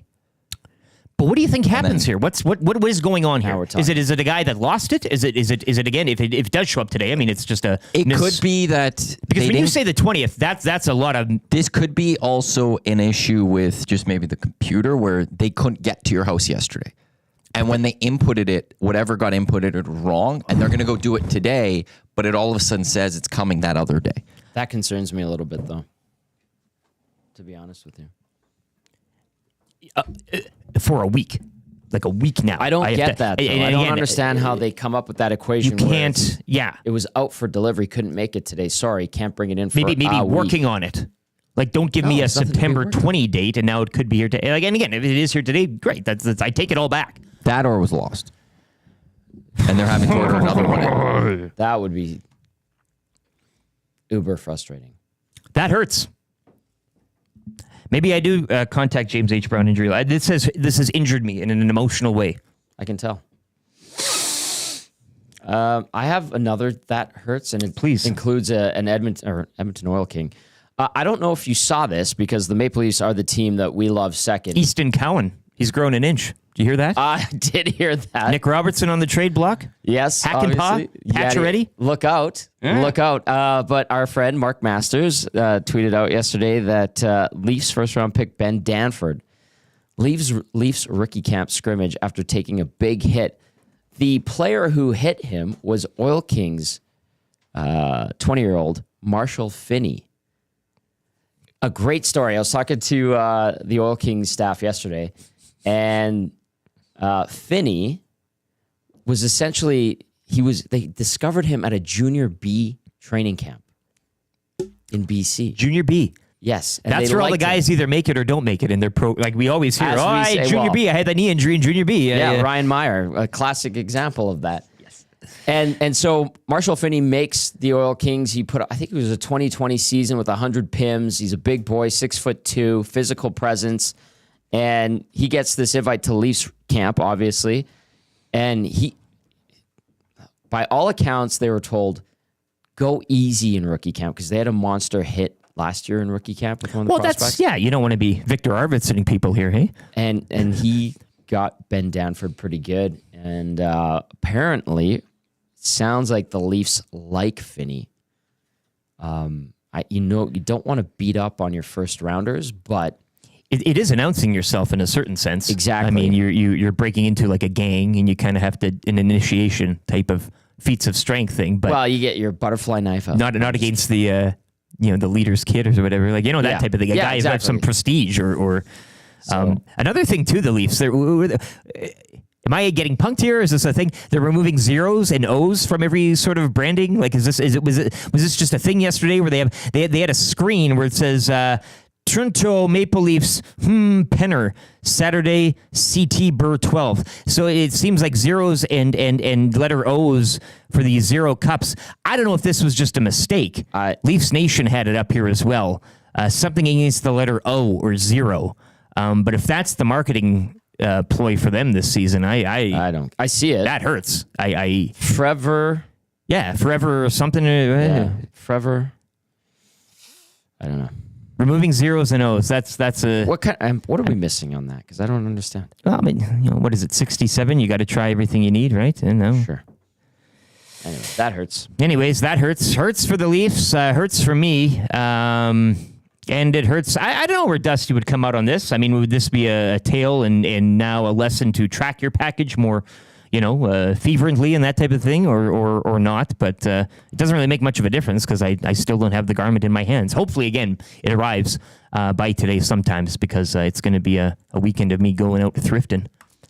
Hitting up those thrift shops, baby. I happened to see somebody walking with a cane that would have been perfect for you. Why didn't you take it?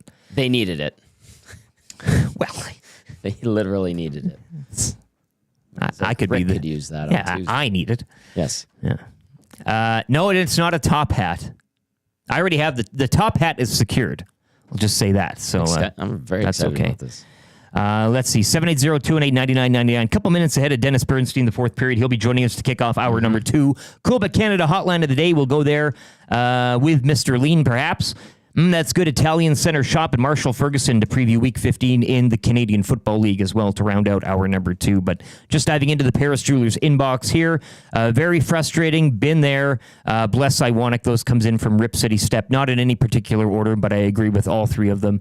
Guys, I think the audio is fixed now. We're on a bit of a delay there, but Yes. I think everything's kind of been fixed. I did notice the internet as well. My bars were a little low this morning, but they seem to have perked up here as well. Dennis is ready to go. Is he a video feed or we got that's all? He's been texting me the last 15 minutes. Jeez, we're having early. I love it. conversation. We're catching up. Okay, well, a little preamble in the green room there on your phone. I love it. Yeah. We'll have more on that. Once again, get your texts in. A&W, $20 to A&W today for text of the day in the Paris Jewelers inbox, 780-218-9999. What are we looking at here? 114. Hello. 114 on the YouTube. One changing. Changing 100. Love it. Thank you, Nasties. It's been a great morning. Friday the 13th. Taking you home. Lieutenant Eric, Tom Gazzola, Matty Iwanic here with you. The Nielson Show presented each and every day by Southport Chevrolet. We'll get to a sports update here for Green Plan as well. On the way, Dennis Bernstein for a hot lap around the NHL.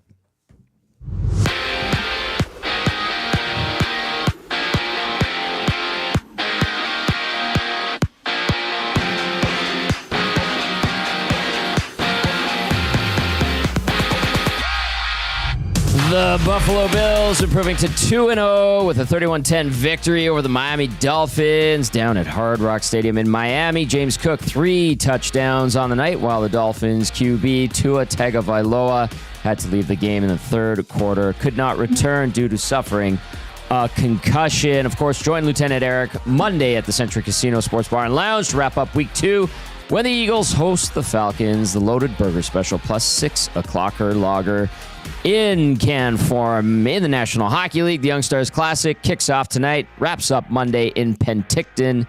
The Oilers battle the Canucks rookies tonight at 8:30. It's the Flames rookies. The Oilers rookies will battle tomorrow night, also at 8:30, and then they close out the tournament Monday at noon against the Winnipeg Jets. The preseason schedule for the Oil kicks off September 22nd at home to Winnipeg. We were talking about the Oil Kings' Marshall Finney, and his team is wrapping up the preseason schedule this weekend when the club hosts the Red Deer Rebels tomorrow and then visits the Calgary Hitmen on Sunday. In the CFL, Week 15 kicks off tonight on TSN. Dusty Nielson has a call when the Lions host the Argos, the Elks, Rough Riders, and Bombers, all on a bye week. The Elks back in action next Saturday when they host Winnipeg. Tickets seem to be moving nicely. Trey Ford scheduled to start at QB. And then in U Sports action, Golden Bears and Pandas hockey preseason schedule continues this weekend as the Bears host McEwen tonight to begin a home and home. And then the puck drop at Claire Drake goes at 7 o'clock. In football, when it comes to the Golden Bears, they visit the Manitoba Bisons tomorrow at 1 p.m. The Bears 1-1 in conference play following last week's home loss to the Dinos. And to wrap up the AJHL, regular season puck drop tonight with 6 games on the schedule. This sports update brought to you by Green Plan, providing you with award-winning environmental and consulting services, whether it's municipal, industrial, or residential. Plan it right with Green Plan. Visit greenplan.com or give them a call, 780-455-4292. That's your sports update. I'm Tom Gazzola.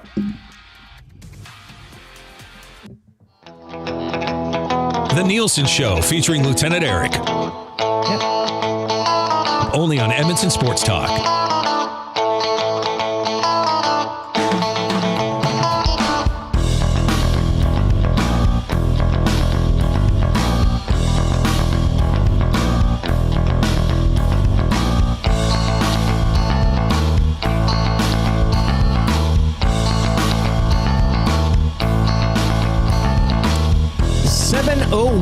Friday the 13th. Of course, a couple of days away. Tuesday from the Estes going down at the Metro Garneau Theatre here in Edmonton. It's Lieutenant Eric, Tom Gazzola in for Dustin Nielson.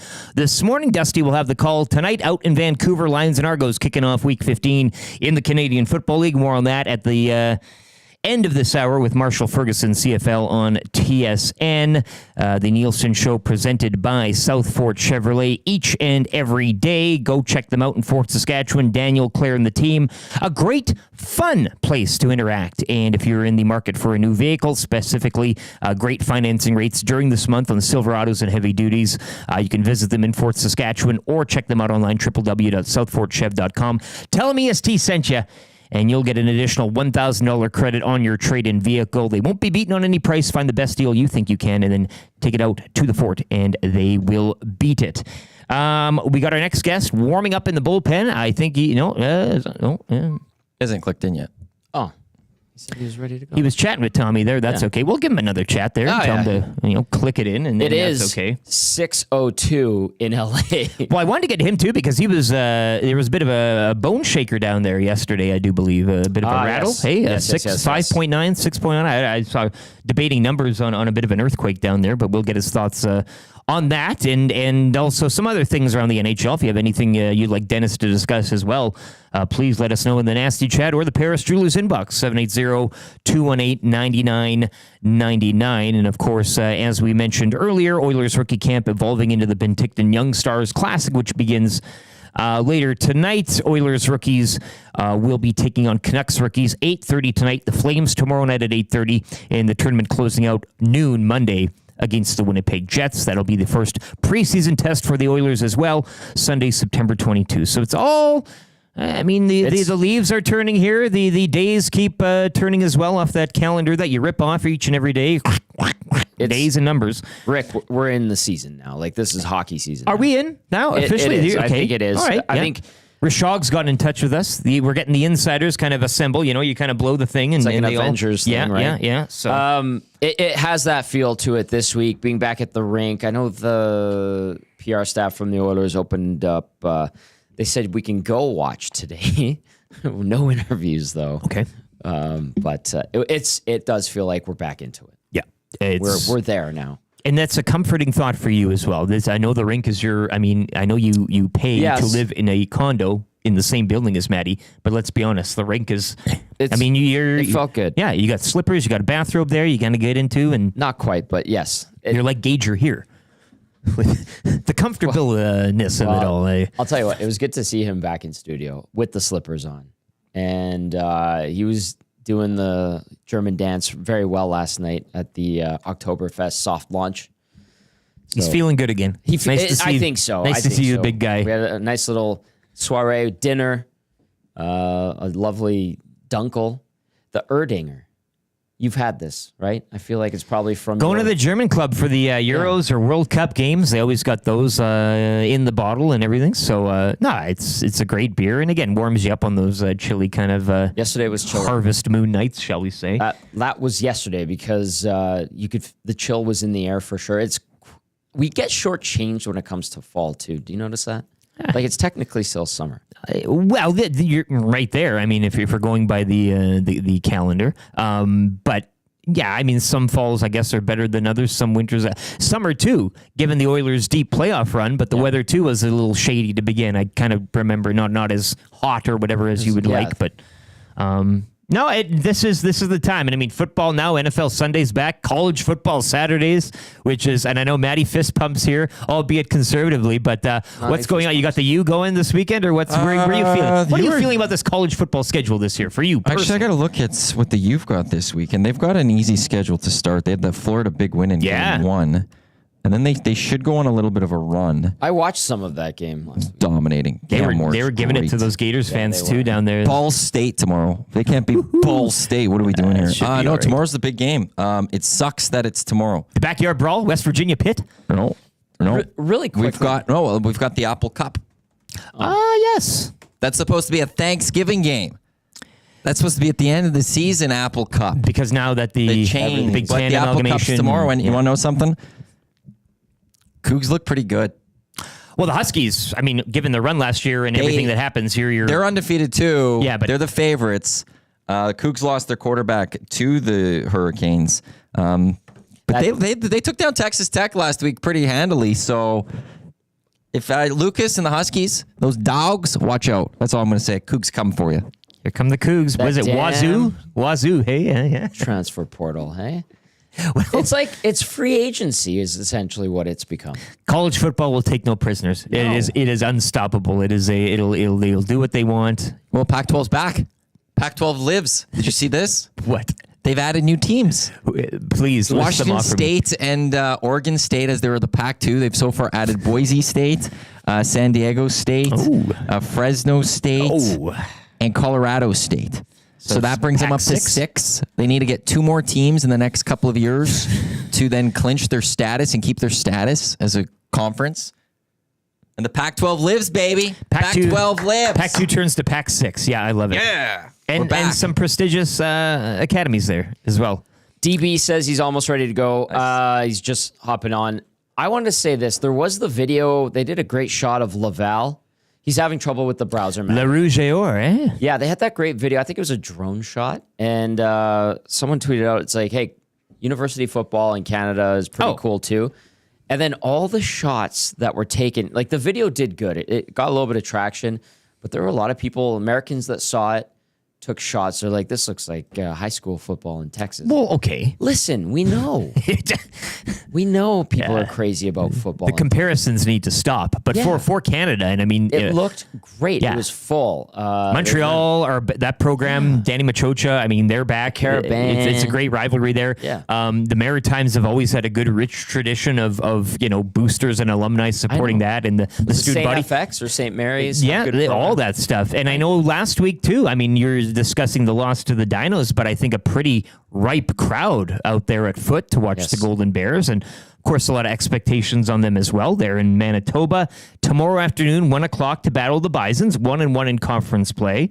But no, I mean, look, whether it's college, even Prairie Junior here, Huskies and Wildcats, I do believe I'll take a look at that schedule too. I got it written down at home, but I'm such a close walk to the JP Bowl. I don't mind getting a few Huskies games under my belt every tell year. Jay. I know. Don't tell Jay. No, I have the Husky shirt. He's giving me a Wildcats one as well. I'm for both, but I think this is the weekend they play each other. Undetermined. I will look into that, but and maybe it's at Emerald Park or maybe it's at JP. But it's football, baby.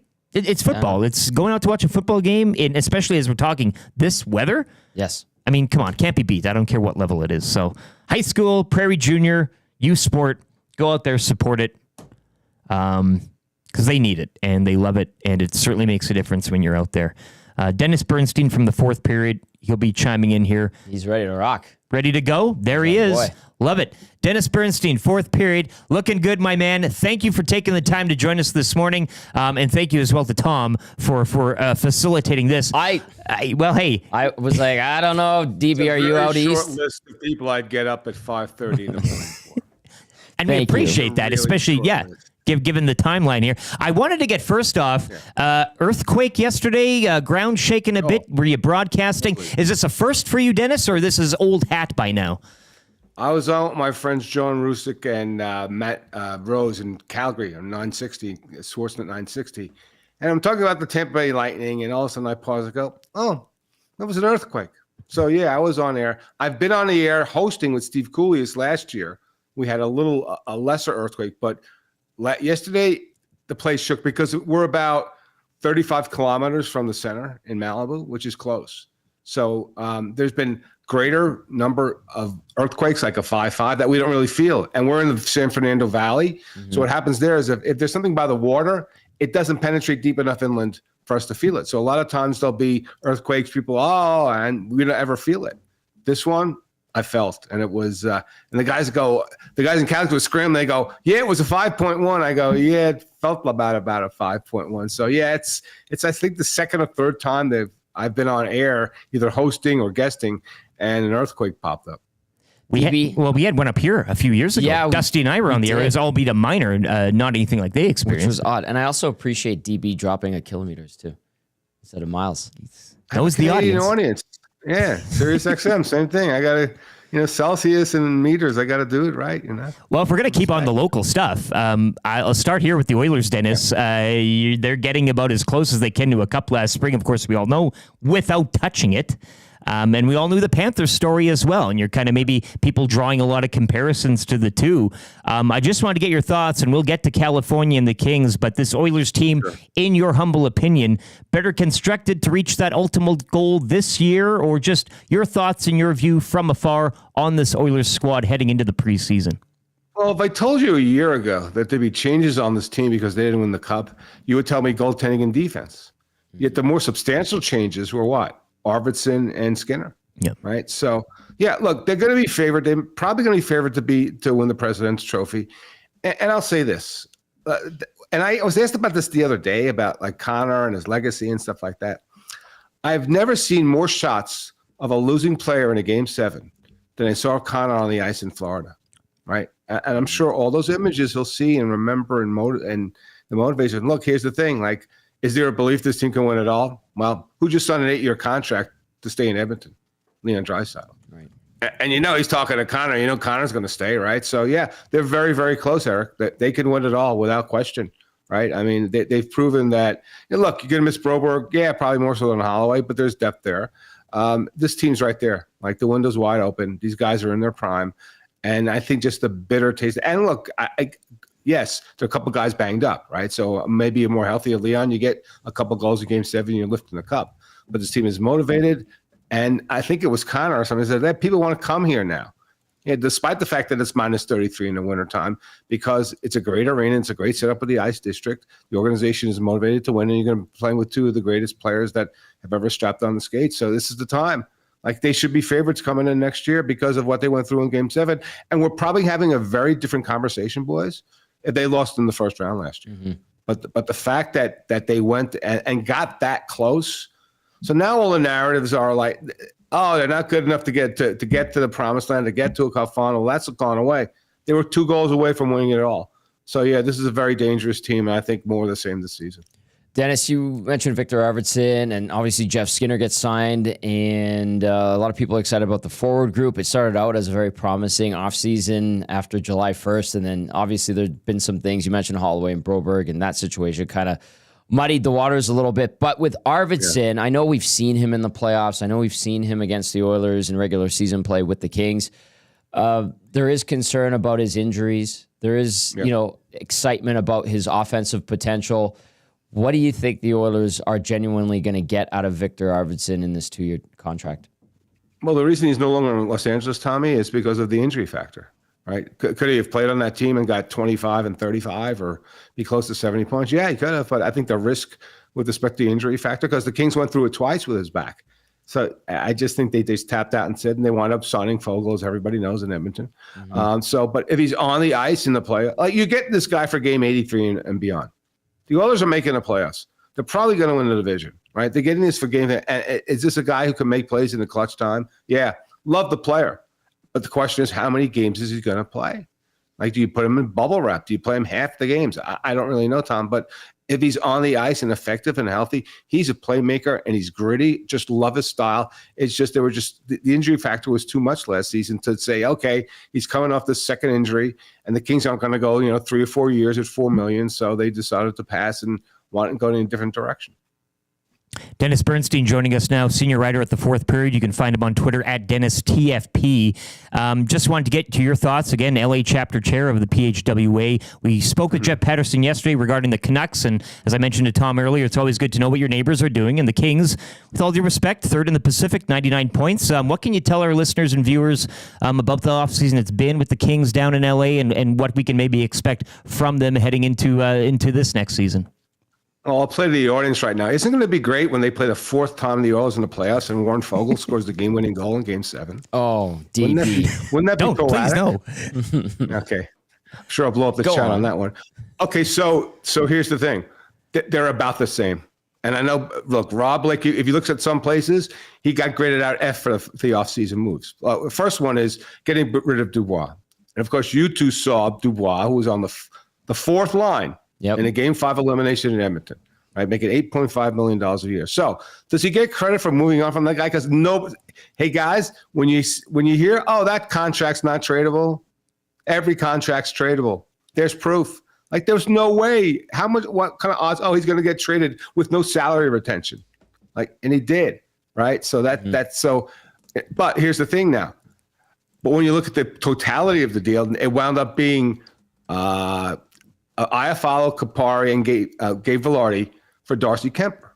You would never make that trade, but they got out from under the contract. The guy, maybe finds traction in Washington, maybe not.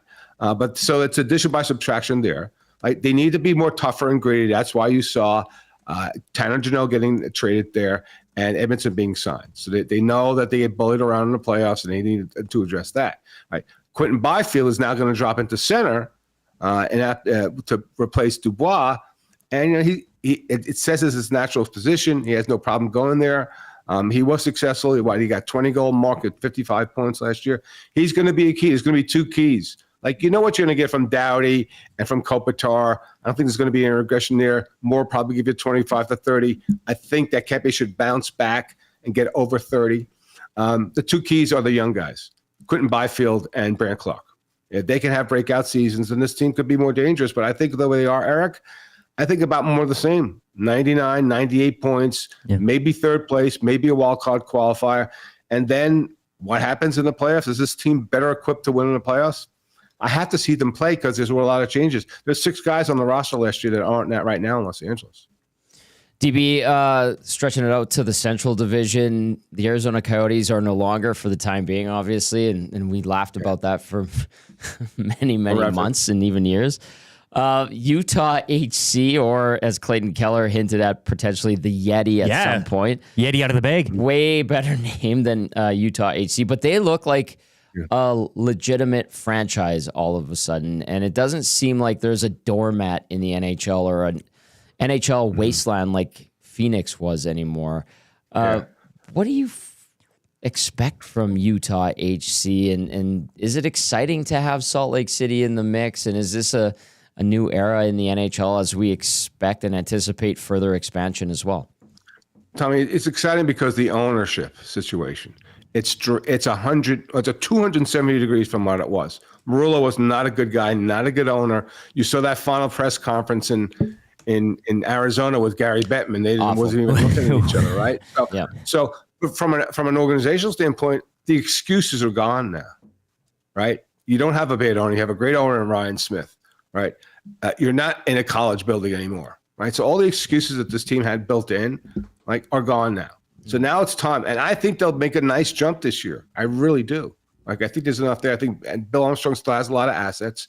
So now they could play and not complain about playing in a college, area and playing on the road side of town when they played in Glendale. All the excuses are gone. Now, what does that mean for Arizona? Guys, they're going back to Arizona.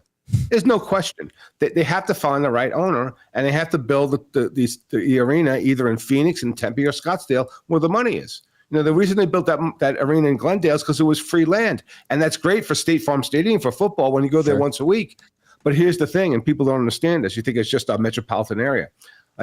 So on a Tuesday night, if you live in Scottsdale and you want to see the Coyotes play the Columbus Blue Jackets, after the game's over, it takes 90 minutes to go across the valley to go home.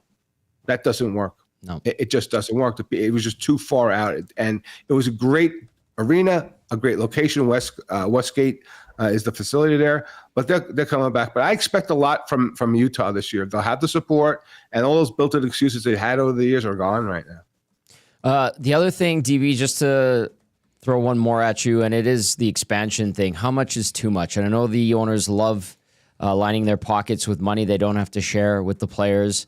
That's enticing for them. It is a business, obviously. You're around the league. You travel. You have great resources and connections throughout the NHL. Is this league headed to 36? How soon could that be? Yeah. Do you think it's too much? I don't think it's too much because there are better players coming in the league every day, right? I mean, and look at the comparables. Go back and compare the old Washington Capitals, Ottawa Senators, or Tampa Bay Lightning when they came in the league. They weren't close to sniff at any teams like Vegas and Seattle. So the way the model's set up, like they're gonna go to 36. It's gonna be over time. I'd say 5 to 7 years. And I talked to Bettman about this when Vegas made the final last year.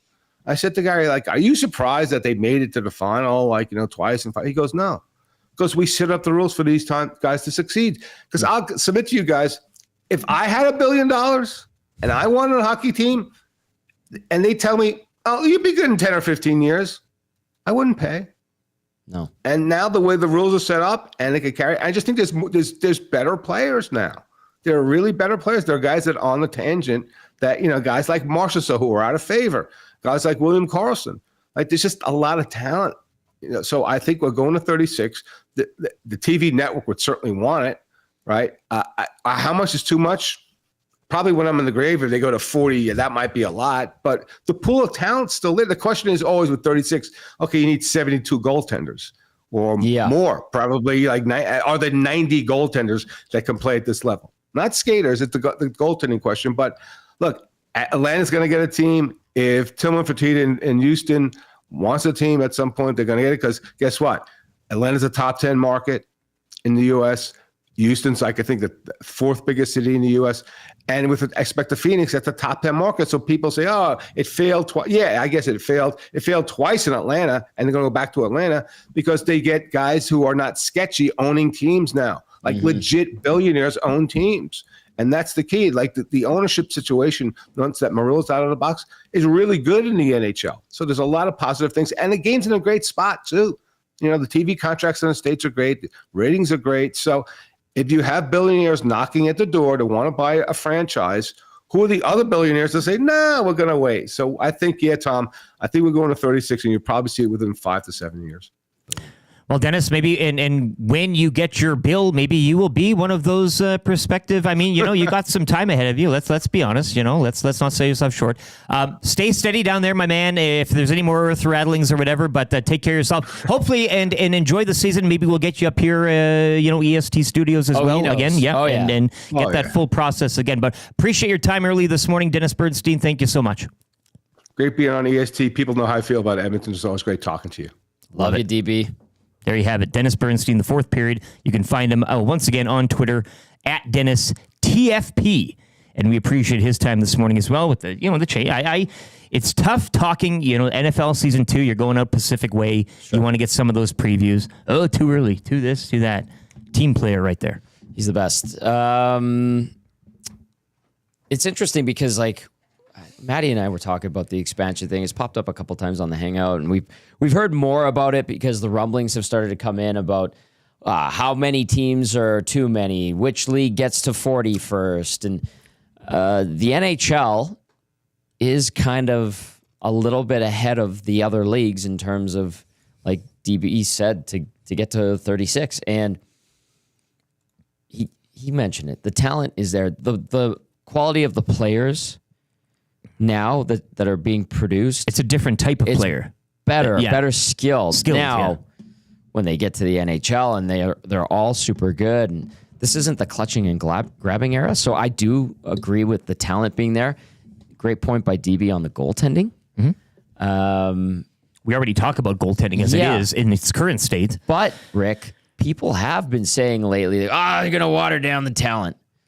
Well, I think when they started to expand and got to 30 in the late 90s, early 2000s, it was a different era in hockey, and the enlightenment with how to skate, how to handle the puck was different. And it was obviously much lesser than what we're seeing now. And these kids, just sheer talent and ability-wise, are leaps and bounds ahead of what kids that were the best in our generation were. It's a different time. Different expectations, rules, shall we say, too. Like the game morphs in itself as well. It's not just, ice and stick. And yes to expansion, Jason Leduc says. That's how McDavid hits a 200-point season, LOL. But all those things change. Like numbers change. You get more teams, more games, more everything, more. Now, do I like it? That's the other question. Not really. Yeah, okay. And why? Because almost of the things we were saying too? Or Well, and the other thing too is you laugh. You're like, what's the motivation? And the bottom line is money. That's it. That's all that they want. It's all about money. Whenever there's a question in life that you're like, I wonder. Probably goes back to money. We're at the point now where if you're saying, well, you're growing the game in non-traditional hockey markets, it's like, no, that's been done. It's been good. But like, and DB said, like, probably going back to Phoenix, probably going back to Atlanta. The game has been there multiple times. Phoenix, Atlanta, I mean, Houston's the other sexy market, obviously. And those are things with sure. After that, though, then you get out into this kind of fantasy land of now where do we go and how many do we go? And I know Maddie can kind of agree on this. Soccer's got a problem now, too, where, again, it's the money chasing. You've got now athletes playing almost year-round with really no breaks. Right. And we talk about not only expansion in the NHL, that we're going to see probably international term, like all that stuff continues to grow as well. And it gets to a point where now you have to, in terms of protecting your asset and the health of players and everything, I mean, there's got to be a bit of a balance there, not just chasing the money and the revenue and moving forward like a steam engine train type of thing with no break. JKB, 31 teams was too many, so was 82 games. And I know that pops up every once in a while during the season as well in terms of the schedule and the density of it. But, I mean, when does it stop, and at what point can you safely say, yes, this is just right and just good? Because and I know Maddie brought up the MLS the other day, too, and that was another example of, I mean, just giving out franchises. I mean, if you wanted to start one today, I'm sure you could figure out that process by noon and to have it on the pitch by 3. But does it make it right? Does it make it just? Does it work in the long term? I don't know. And I'm kind of with you there. You understand it. Doesn't mean you have to like it. Right.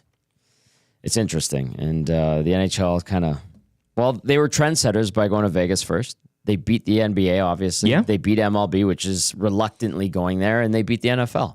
And that's important in its own. And that siphoned example of getting to a market. But yeah, we'll see. And Dennis brought up a good point, too. It's not like the yesteryears of the Thrashers and to the most recent experiment of the Coyotes, where you've got this kind of Wild West ownership of weird dudes and cheap Amazon issued suits. Sketchy owners. Yeah. And Morello obviously was one. And you know that what? Press conference was wild, man. And at the end of the day, he walks away with, I think, Maddie and I broke it down, $450 million. Oh, yeah, you don't care. After his losses. Yeah, he doesn't care. No. It's one expensive desert dog there, the pelt. Oh, boy. 728, if we could get a quick Cool Bet Canada hotline of the day from one Mr. Lean. I know he's working feverishly back there. Again, Cook, 3 touchdowns last night. We did have the Josh Allen anytime touchdown. Was that, I mean, he no, we threw didn't one. get that. Yeah. No, I got... but we get the Bills, though, for the wheel of spinning. Right? Wasn't that part of the whole? No? No, we didn't have the Bills in that at all. I'll go through that right away here. People were talking about that. No, it's in the end, I was the only one of the 3 things that we picked yesterday that got and check. Take your victory lap. What was it? I can't. It's a tough one. Well, I had it to over 3.5 rush yards. That's okay. 4.5 rush yards. So it hit. It hit before the injury, actually. It hit. You can come up with some sorry. That's a very... Yes. Apologies. No, thank you. Somebody had a Hard Rock field joke in here as well. It cashed in. Yes. There we go. Very nice. What did he get, though? Like it was because it was 4.5? For our bet, it was 4.5. It actually dropped to 3.5, and I actually put some money on that later. I can't believe that. He had one run for 11 yards, and then he had a second run where he unfortunately got injured. Yeah. And that was like 5 yards. So for not finishing the game and collecting, 16? But we do have still the early bird NFL, which we picked this week, as well as the random wheel. This wheel I love great. this random wheel. And the random wheel has lower odds than the ones we actually thought of and picked. The early bird NFL earlier this week, as we picked that, It opened up at plus 627. It went as high as plus 742. It's sitting right now at plus 728. It's right at the top of the combo cards if you go to CoolBet. We got Chargers minus 6.5 against the Panthers, Bucks plus 7.5 against the Lions, and then the Commanders on the money line. That was the early bird one we did earlier this week. Then the next day we did the random wheel where we had a wheel spin. And that was Bucks, Falcons, and right? That one we got, it's plus 526. Bucks plus 7.5 against the Lions. We're on that one again. We got moneyline Jets over the Titans. Titans. And we have the Falcons plus 6.5 against the Eagles. So that's plus 526. Today on the Lock Shop, there will be, I think Jake, Bull, and Moss and Huss will be giving out their best bets for the weekend in the National Football League. We did talk CFL yesterday, Huss and I. They didn't throw up the exclusive. Huss and I were a little different on one game, but we're both on BC being minus 4.5 against Toronto, Montreal being minus 5.5 against Calgary. He liked the Ticats to cover. At the time it was 3.5. It's up to 4 now. I like the Red Blacks. So we're going to bump that up to 4.5. I haven't seen that up there yet. But if we're going for that hotline of the day type thing, I've got, if you just combine and parlay BC minus 4.5 against Toronto, Montreal minus 5.5 against Calgary, that's plus 257. Cool bet right now with the CFL. Every weekend there's a 20% multiplier you can add to one CFL bet. So with that, if you threw $10 down, you could win $25.69, and then with that multiplier, it's an extra $5. But that's Toronto hasn't looked good. BC's trending upward. And they travel out to Vancouver. They have to travel out to Vancouver, and Calgary's awful. Yeah.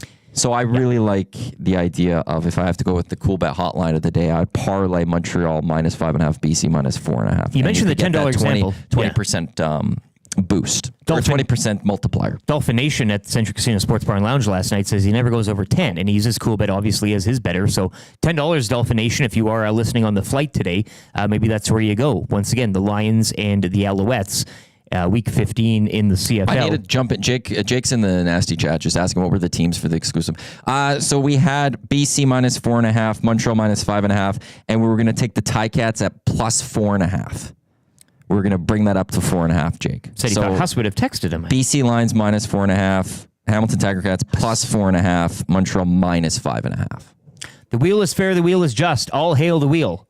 Well, we'll find out this weekend. People love the wheel. Did you make that wheel? No, I just Googled randomized NFL wheel. And it had the music. It was very lovely. It was wonderful. What a pleasant surprise. It's like a game show. But we'll see how it goes. If it wins this week, it's a mainstay. It's got the wheel is fair, the wheel is just. That's. But we'll find out. In stone. We'll see how this goes this weekend. For those, go to coolbet.com. Right at the top, there's the combo cards. Any exclusives like a parlay. If Jake gets that CFL parlay up, that'll probably be an exclusives. It'll say Sport Talk parlays or Lock Shop parlays in there is where you will be able to find that. And again, on the CFL, one bet each weekend, you get a 20% multiplier. Stay cool, bet responsibly, coolbet.com. And we thank you, Mr. Lean, for getting another lean in and getting us all prepared for the action NFL-wise. And, of course, Canadian Football League. And, Jake, I hope you got that down there. We'll hit a Sports Center update here as well. A sports update, EST Sports Update, your clear choice for Edmonton sports on the iHeart TuneIn Radio app and as well on YouTube. Got to be close to changing 200 as well. We'll probably get to that after the break here. On the way, that's good for the Italian Center Shop and Marshall Ferguson.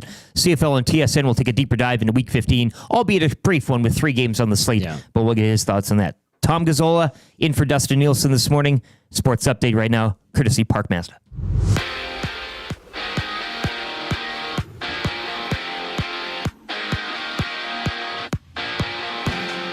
The Buffalo Bills improved to 2-0 with a 31-10 victory over the Miami Dolphins at Hard Rock Stadium. James Cook, 3 touchdowns on the night. Dolphins QB Tua Tagovailoa had to leave the game in the third quarter. Did not return due to suffering a concussion. Join Lieutenant Eric, of course, Monday at the Century Casino Sports Bar and Lounge. Wrap up Week 2 when the Eagles host the Falcons. The Loaded Burger Special plus 6 o'clocker lager in can form. In the National Hockey League, looking at things with the Canadian Western Conference teams. The Young Stars Classic kicks off tonight, wraps up Monday in Penticton. The Oilers rookies battle the Canucks Rooks tonight at 8:30. Then they take on the Flames rookies tomorrow night and then close out the tournament Monday at noon against the Winnipeg Jets. Of course, the Oilers preseason schedule begins Sunday, September 22nd at home against the Jets. That is Fan Day as well. And the Oil Kings, meanwhile, wrapping up the preseason schedule with a couple of games. They host Red Deer tomorrow, visit Calgary on Sunday. We were talking about it. Week 15 in the CFL kicks off tonight on TSN. Dustin Nielson has a call when the BC Lions host the Toronto Argonauts. The Elks, Rough Riders, and Bombers are all on their bye week. The Elks back in action next Saturday when they host the Bombers. Trey Ford scheduled to get the start at QB. Of course, U of A and U Sports. The Golden Bears, Pandas, hockey preseason schedule continues this weekend. Bears host the McEwen Griffins tonight at home with a home and home. And then puck drop from the Drake at 7. Tonight, the Golden Bears football team takes on the Manitoba Bisons tomorrow in Winnipeg, 1 p.m. The Bears 1-1 in conference play following last week's home loss to the Dinos. And in the AJHL, the regular season puck drop goes. Tonight, 6 games on tap. That is your sports update, brought to you by the great staff at Park Mazda and dealer principal Mitch Lewicki, who says he's ready to put team number 41 in the NHL in Sherwood Park. Hi there. If you're like me, you like to picture yourself in luxury, even though there's absolutely no way you could afford it. And if you can, well, even better. Thankfully, I picture myself in something that is luxury, but still absolutely affordable, like the all-new Mazda CX-90 from Park Mazda. With the new luxury features like facial recognition settings and quilted detail Napa leather seating, I can pretend to be comfortable with all of my proper settings activated without even touching a button, thanks to Mitch Lewicki and the great staff at Park Mazda. I like to picture Mitch Lewicki with like a giant eagle's wings and singing lead vocals for Leonard Skinner with like an angel band. And I'm in the crowd hammered drunk. Park Mazda, your dealer for life in Sherwood Park off Y Road, parkmazda.ca.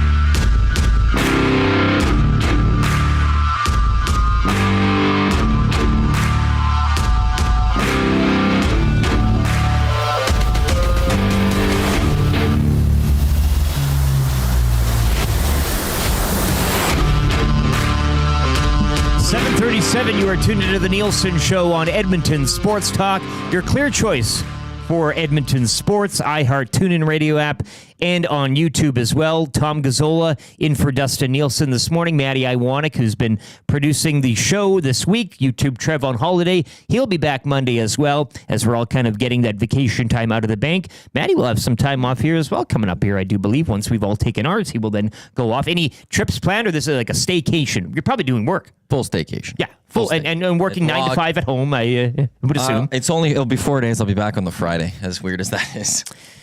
You son of a gun. I'm going to tell HR Daddy. There's an Elks game that night, and we got our watch party. September 27th, Elks Bombers. Yes. Reed and Jay will be at Century Casino from 3 until 5. Jay and I will then do the kickoff post-game shows. We'll all be there. I was talking with Renee yesterday. The 6 o'clocker logger's on special during games, an hour before to an hour after. We're going to bump that up to starting at 3 o'clock. Nice. 3 o'clock till an hour after the game. 6 o'clock lager will be on special. Fridays, quesadilla is your daily special, and the cheese and jalapeno smoky is the game day special. And you will get to watch me bet on the ponies. Are you going to be frolicking in the hot tub?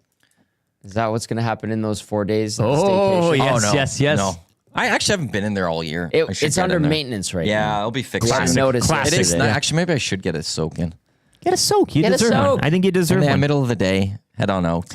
Somebody said, too, that you were getting a little hot and heavy there down at the casino over the past couple of pre-games. No, there was this one person. Yeah, she was Hello. She was trying to get on the show. Frank was her name. That's what she said. Any relation to Renee? And then she kept telling me that she was asking me if I wanted a shot, and multiple times, like, no. And then she kept asking. And then, like, when Jay tried turning the camera to her, because she kept trying to, like, get in, she's like, no. And they're like, well, what are you doing here? We're just trying to end our show.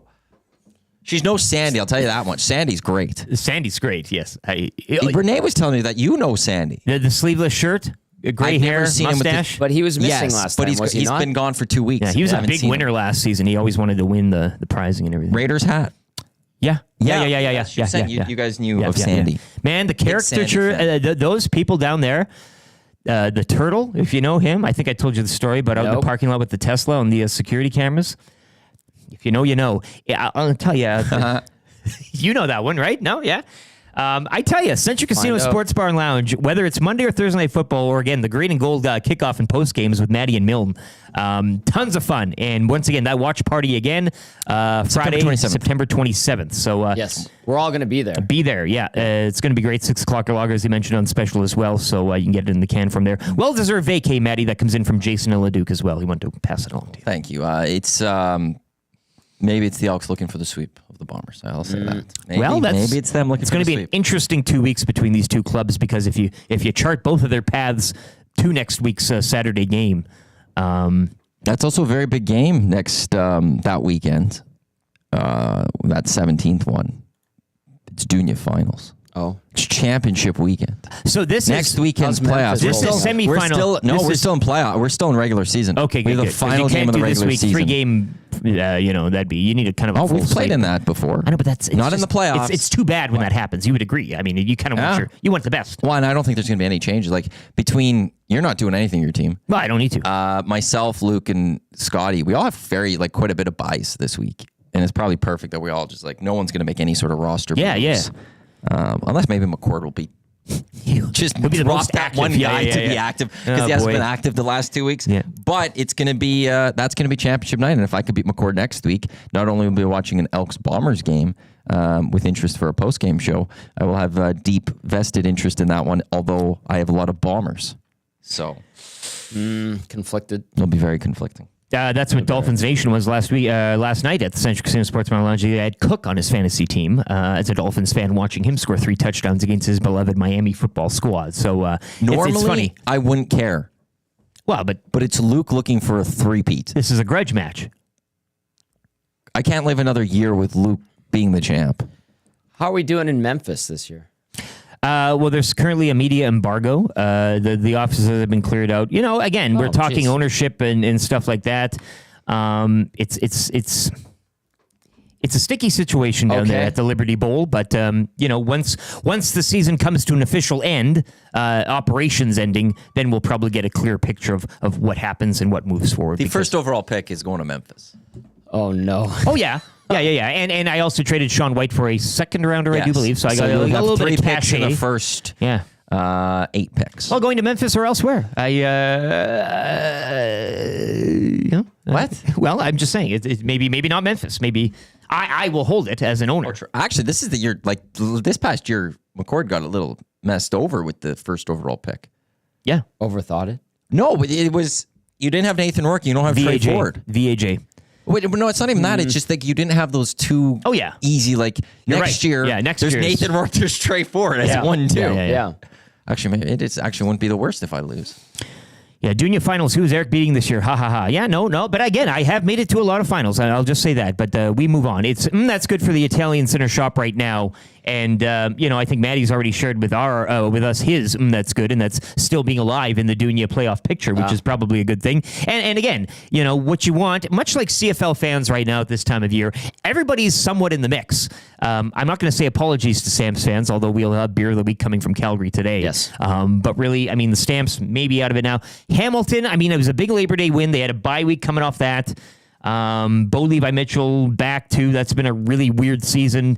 Putting up some good numbers, albeit picks. Taylor Powell cleared from the 6th game, but I still think they're going with Bo. But yeah, good showing though in Hammer for that Labor Day game, albeit their record. So that's good on a variety of fronts. I think you want to just have a league that's very competitive late on. And with the exception of the Memphis Mad Dogs, the Dunya is still that. And we're going to go down to the playoffs here, the semis, and ultimately the finals. But that's good once again for the Italian Center Shop. Massimo's Heat and Serve Meals. Massimo's? You guys are the Italians. Massimo's Heat and Serve Meals are made in-house using our favorite products from the store shelves. You can serve your family great quality meals without having to spend all day in the kitchen. We do the hard work so you can focus on getting back in the groove of school, sports, everything else. Once again, you getting back to the rink, families, school, all that. I had one of the take and bake tortellinis this week. Delicious. Pop it in the oven. Boom. It's out. Homemade again. Try some favorites. The lasagna, the ravioli, the creamy pesto. Doce. sauce, maybe that should be an S, maybe D. I'm reading that as One C is usually creamy hard. pesto sauce, rigatoni with bolognese. Say it right. Spaghetti, meatballs, and many more. Chowder available in individual and family sizes. That's right. You can pick up a big tray or maybe a little between yourself or another. Pick it up in store or pre-order online for your convenience as well. The Italian Center shop. That's good. And my that's good again. Maybe you can say a little A, maybe you can say it's a little, you can say that every day, LTE, but I think everything going around here, the hum and the buzz, again, we are a few days removed Tuesday from our first annual inaugural Estes Award. It is the awards show for Edmonton Sports Talk. Of course, we are now 6 to 6. Monday through Friday, some good programming as well on the weekend. Yourself back with the Oilers pre- and post-game shows, of course. It's just a good vibe, and I've always maintained too, and we needed to do things properly, but you need that 6 to 6 to really legitimize and get out there. And again, drive home, drive into the casino, having Reed and Jay on 3 to 6, Hauraney and Gager 1 to 3, and of course, it's the regular programming that you love so much from the morning's Nielson show and into that early afternoon, the hangout with you two. But again, it's just, that's good for everything going on, getting down to the casino and all this stuff, the watch party going on. Chella was there serving me last night. She goes, I haven't seen you since the Super Bowl. And then she smiles at me, Riley, and I'm like, oh yeah, the Super Bowl. And she's like, you were. And she said some other choice words that I won't repeat on air. But we had a good time down there. It was fun. And a lot of nasties were down there, too, lining up and queuing up. We had a packed house. And that was early on in year one. So it's nice to see the culmination now with the Estes coming up to put a bit of a capper on year one. Yes. Of course, the 10,000 subs on YouTube. We had another momentous milestone in terms of numbers, downloads for this particular show, Maddie, yesterday. I don't know if you have the exact metric on you right now, but it was what, in the neighborhood of... I told Dusty you never even brought it up on the show. And I was wondering if it was... Was it like cumulative, or was it just like for one day? No, for the Nielson show, they finally hit. We just 2 days ago surpassed 1 million downloads of the podcasting. Very nice. Just the podcasting the Nielson show. It took a year, just like a week over a year, but it had 1 million downloads. Something to celebrate, I would say. I was surprised that he didn't bring that up to but I was at the. That's good. I was at the gym activating my body yesterday, and. Here we go. You like that? Leave it at that. That's just good. Leave it there. No, it was good. One of friends at the peers at the gym was like, "Hey, Tom, I subscribe to your guys' station. It sounds pretty good." I was like, "Yes, thank you. We hope it's good." Hey, yeah. But just out of the blue, and I was like, "That's good too." The other that's good that I had was the Prudential Center is now the home of the New York Sirens. You guys were talking about... Put that in the update. Put that in the update. Yeah. I did a weekly rankings of power of all the logos. I don't know if you... Sirens. It kind of gives you a bit of a... You look at it and you're like, ooh. You guys were right about a couple of the logos, though. You're like, what is that? Like the Ottawa logo is the Ottawa Charge. The Cavs and the Flames. But you got the O and the C, the OC. I don't know. Movement behind it. Yeah, anyway, I just...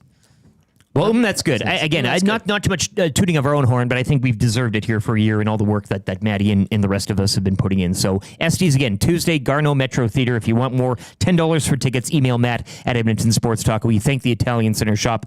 That's good. Go down there and get some of those take and bake pastas right now, or the pizzas too, or just get some prosciutto from the deli counter. Gager has been a chef in our kitchenette. Oh, he's at the EST Global cooking HQ. up a storm back there. He did the tortellini last week. It's the best. Yesterday, he was looking in the freezer and he goes, "What do you think? Pizza tomorrow?" And I'm like, "That sounds lovely, Joaquin." God, I love it. Bless him. We'll now move on to our next guest, number 2 of the 3 today, and it's Marshall Fergusin, CFL on TSN. We appreciate his time. And Marshall, the video seems to be working. Just to preface, you had a little bit of a bike deal going on today. I know the listeners and viewers love it. When you came on and you did a rev or something, I think you did a hit from a bike. But can you quickly tell us what's going on there, if you can?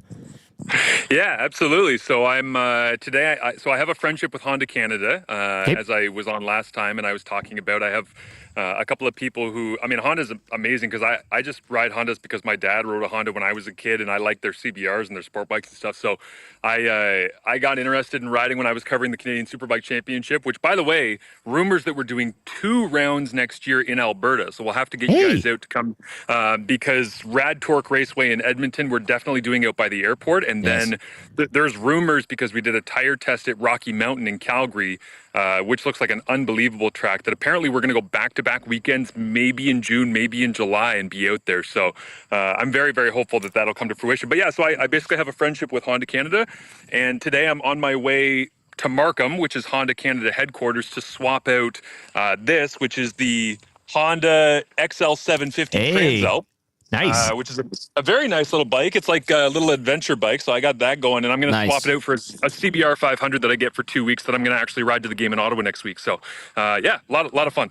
Well, when you're out, if and when that happens, I mean, please pop by the IST studios, maybe with a bike or not, and we'll have to kind of show you around. Let's just dive into, though, Week 15 here. You did have a top 5 quarterback stories to watch post-Labor Day at CFL.ca. Top of that list, though, the Argonauts, they kick off Week 15 tonight in BC. Marshall, we'll dive into them a bit, especially when it comes to perhaps holding on to a playoff spot, preventing another Western crossover. It's going to be a tough one. Obviously, that travel coming way out west here against a resurgent Lions team. But what can you share to us, and what are your thoughts on the Argonauts and maybe specifically that quarterbacking situation as the latter half of the season here rolls on? Yeah, I mean, covering the Argonauts this year, you get a sense that the organization takes on the identity. Usually this is how it works in pro football, as you guys know, but starting quarterback, head coach. Like, you take on their personality, their identity, and then you kind of ride from there. And I get the sense that Ryan Dinwiddie is having a hard time adjusting to the Cam Dukes approach, which is super low average depth of target, very conservative, try and control the football, run the ball, even though they haven't really been able to as well as I think they'd like to. I mean, the numbers are there certainly, but in terms of controlling games, like you guys know, AJ Ouellette and Andrew Harris last year when they were running in tandem, it was like at any given moment, they could just decide for 2 straight drives, we're going to take the load off of Chad. They haven't really been able to do that. I think the way that Kadeem Carey even would like to be able to do it, and that would be something that I think they're going to try and work on as they head down the home stretch here, which I can't believe we're already in the home stretch. But I would also say that, like, the Chad Kelly experience is a chaotic one, right? Because he is at his best. He shows off his arm and does things nobody else in the league can do, maybe outside of Nathan Rourke, which is interesting that Toronto and BC are playing. But at his worst, he looks like he did last week, where he looks like he has absolutely no idea how to throw a wet football. Like, it's his first time ever throwing a wet football in a place. And it wasn't even pouring rain. It was just that awkward in-between drizzle. And I didn't want to become an analyst because my job is play-by-play. But as I'm calling that game last week, Dwayne Ford and I are kind of talking during commercial breaks, and he's like, you should just explain what's going on with Chad because you have better understanding of it throwing the football than I. And I said, from what I can tell, he was just shot putting the ball. He wasn't even getting his fingers on it properly because he was leaking confidence after the first pick six. And then he drops a snap. He doesn't trust his hands. And the thing is with Chad, when things go sideways, they go really sideways. Yeah. Like he doesn't really have that subtle in between where it's like, okay, I threw a pick. All right, I'll come back and the next drive will be okay. It's like, if it goes bad, it almost feels like it's going to implode. And I don't know if that's a resiliency thing or what, because he's played in a ton of big spots. Like going into Labor Day, I asked him, how are you going to feel going into Chris Jones' pressure defense, Hamilton Tiger Cats, Tim Hortons Field, Labor Day? People are going to be screaming all kinds of crazy things at you. And his response was, I've played in a lot of really big games. And I said, okay, what's the biggest game you ever played in? He said, at the Swamp, which is obviously the Florida Gators, when he was playing at Ole Miss back in university. And I said, okay. I went back and I looked at a little bit of the game film, and it's like, in that game, like, it's not that his stat line was bad. It was just, he is fueled and angered by loud, crazy environments. And it felt like the Ottawa game was a total letdown game because he went from the hype and the adrenaline, the back and forth and the rivalry and on and on and on to we're in Ottawa and it's kind of drizzly and we're like the third team right now in the East. And I thought we were going to be this dominant force. Yeah. And I'm still trying to figure out my receiver's body language. So I think Toronto's struggling. And then much shorter answer on BC, I would just say they're back, man. Like Nathan Rourke, anybody who thought he was going to take a long time to get up to speed and he was really going to struggle, that dude knows ball. And he's readjusted to the CFL game. I would say by the time that we hit Touchdown Pacific, he obviously looked very much like himself. Mm-hmm. Going on the road, doing that in Montreal, even with the mistakes that he made, some of the poor decisions, I still think that he's recalibrating to the CFL game, but he's doing it a hell of a lot quicker than Chad Kelly did it, and Chad had more time to focus on recalibrating to the CFL game. Marshall Ferguson joining us now from the CFL on TSN. Marshall, sticking with the quarterbacks and the discussion there, let's shift it out to Calgary. They get Montreal this weekend, and that's going to be a tall order for them. But, you know, they start Logan Bonner last week. Obviously, it doesn't go well in the Labor Day rematch. They didn't particularly like Jake Maier in the Labor Day Classic down in Calgary. Dave Dickinson, obviously a legendary quarterback in the CFL. I think we're all from the outside looking at this situation going, what the heck's going on with the Stamps? How do you assess it? And where does Calgary go moving forward as they try to hang on and stay in the mix in the West? Yeah, the Logan Bonner one, like starting him was very strange to me because I'm actually a Jake Maier believer. Like, I think he gets painted with the broad brush of, and when I was in university, okay, maybe this educates my whole view on this thing, but I played after Kyle Quinlan at McMaster University. Kyle Quinlan was the best football player in the country for 2-3 years. And I was the guy after the guy, which is the old rule in sports. You never want to be the guy after the guy. You want to be the guy after the guy who was after the guy. And so my whole thing was always like with Jake Maier coming in, people thinking, well, he doesn't really strike me as, you know, the franchise guy, or he's not going to lead us to a Grey Cup. He doesn't have that mojo. He doesn't get all that fired up. He's all of those things. He's just after Bo Levi Mitchell. Like, that's really, really tough to be the guy that comes in and replaces Bo Levi Mitchell because of how people felt about Bo in that city. So I'm actually a believer in Jake Maier.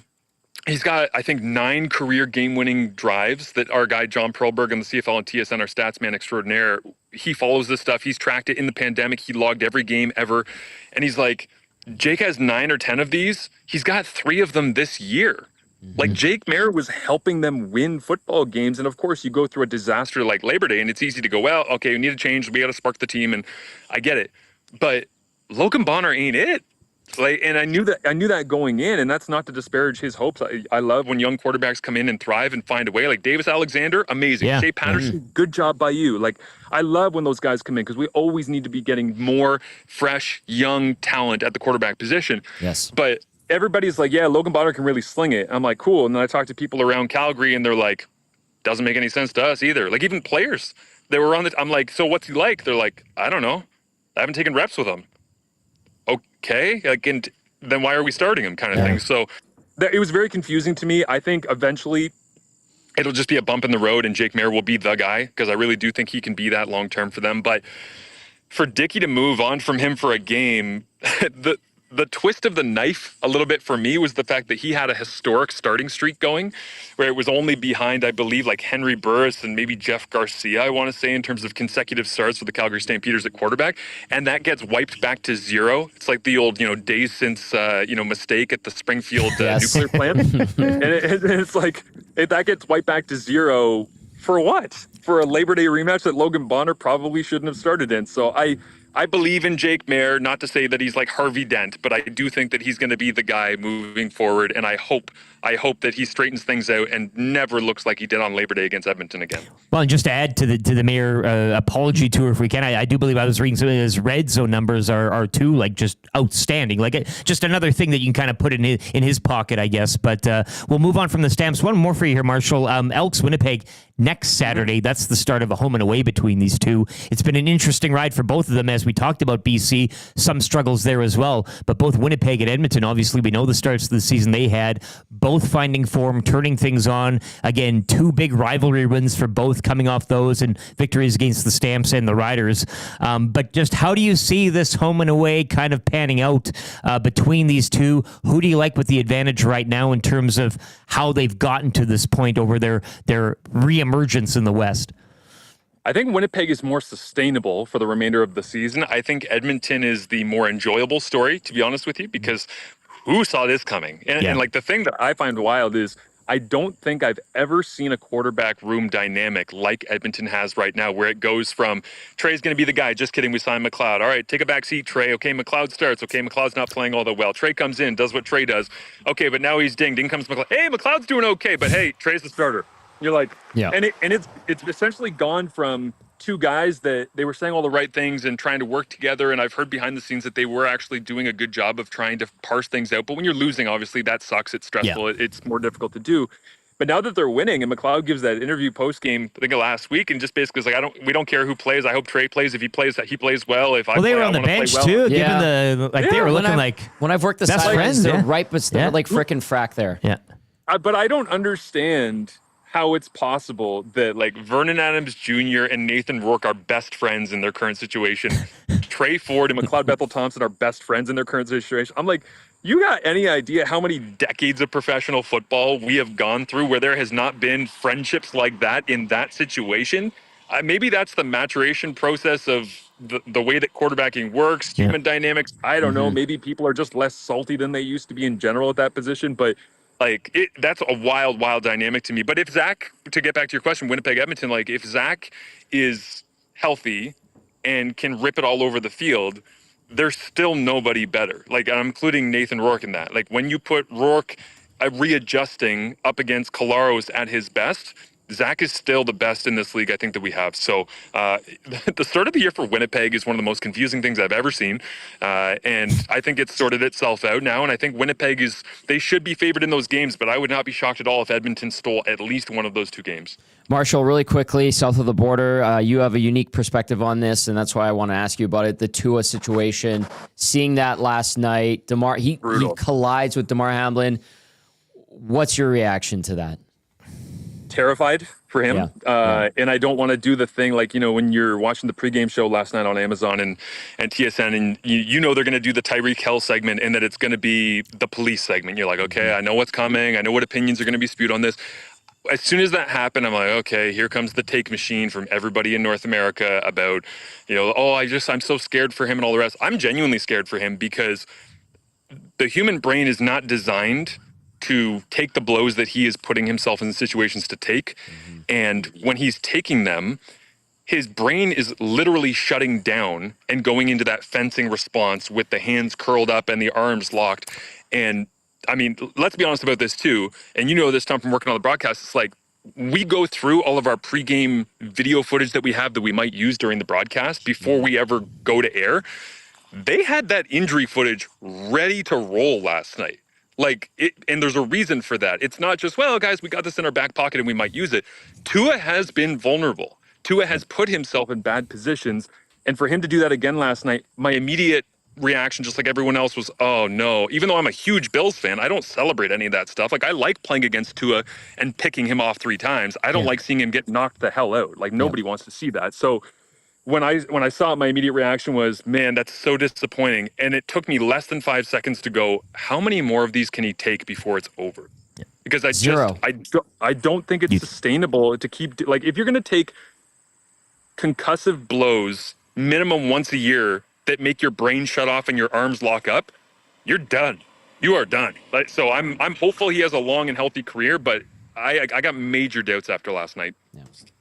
Marshall Ferguson, you get back on that bike, man. We appreciate you joining us and taking the time. Also, enjoy Baku this weekend. Didn't get to it, but we'll get you on maybe later in the season and talk a little racing as well. Sounds good. Best time of the year, by the way, when the cornfields are ready to be cut. That is an elite time of the season because riding around is beautiful. And I always have to leave you guys with a throttle pop. That's the new rule here when I'm on the bike, okay? All right, here we go. You ready? Yeah. Everybody ready? Yeah.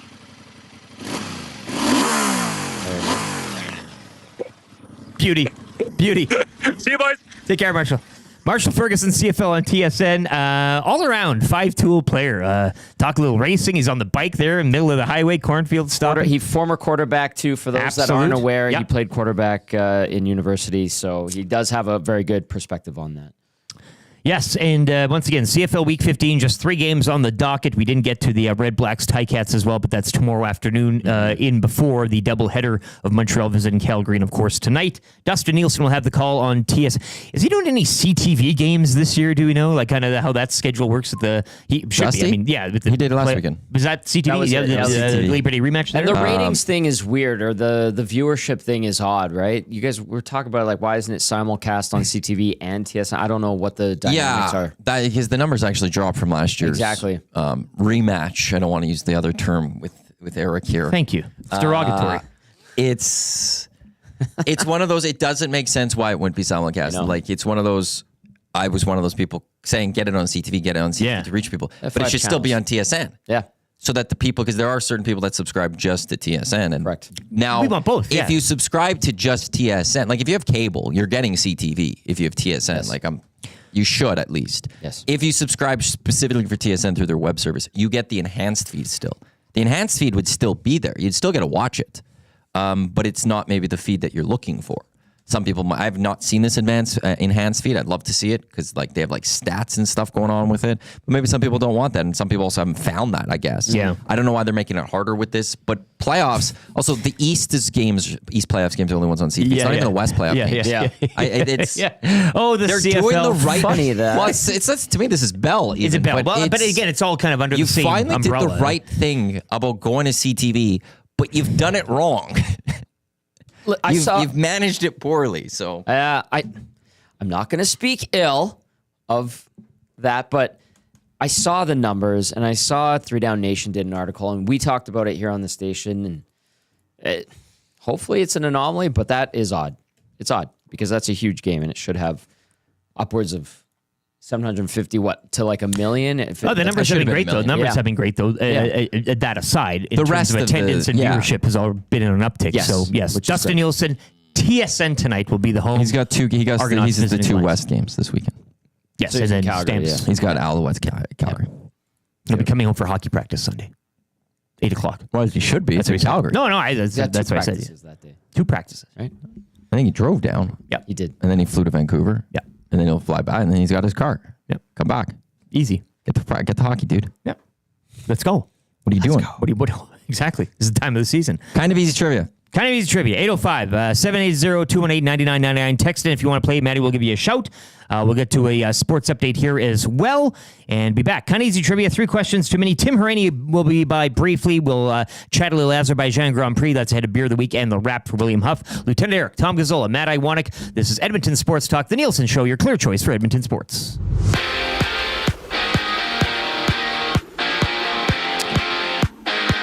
The Buffalo Bills improved to 2-0, 31-10 victory last night over the Miami Dolphins. James Cook, 3 touchdowns, and you just heard it from Marshall Ferguson talking about Tua Tagovailoa, who had to leave the game in the third quarter, did not return, obviously, suffering a concussion, scary incident there. We will see what the prognosis is for Tua. Of course, join Lieutenant Eric Monday at Century Casino Sports Bar and Lounge.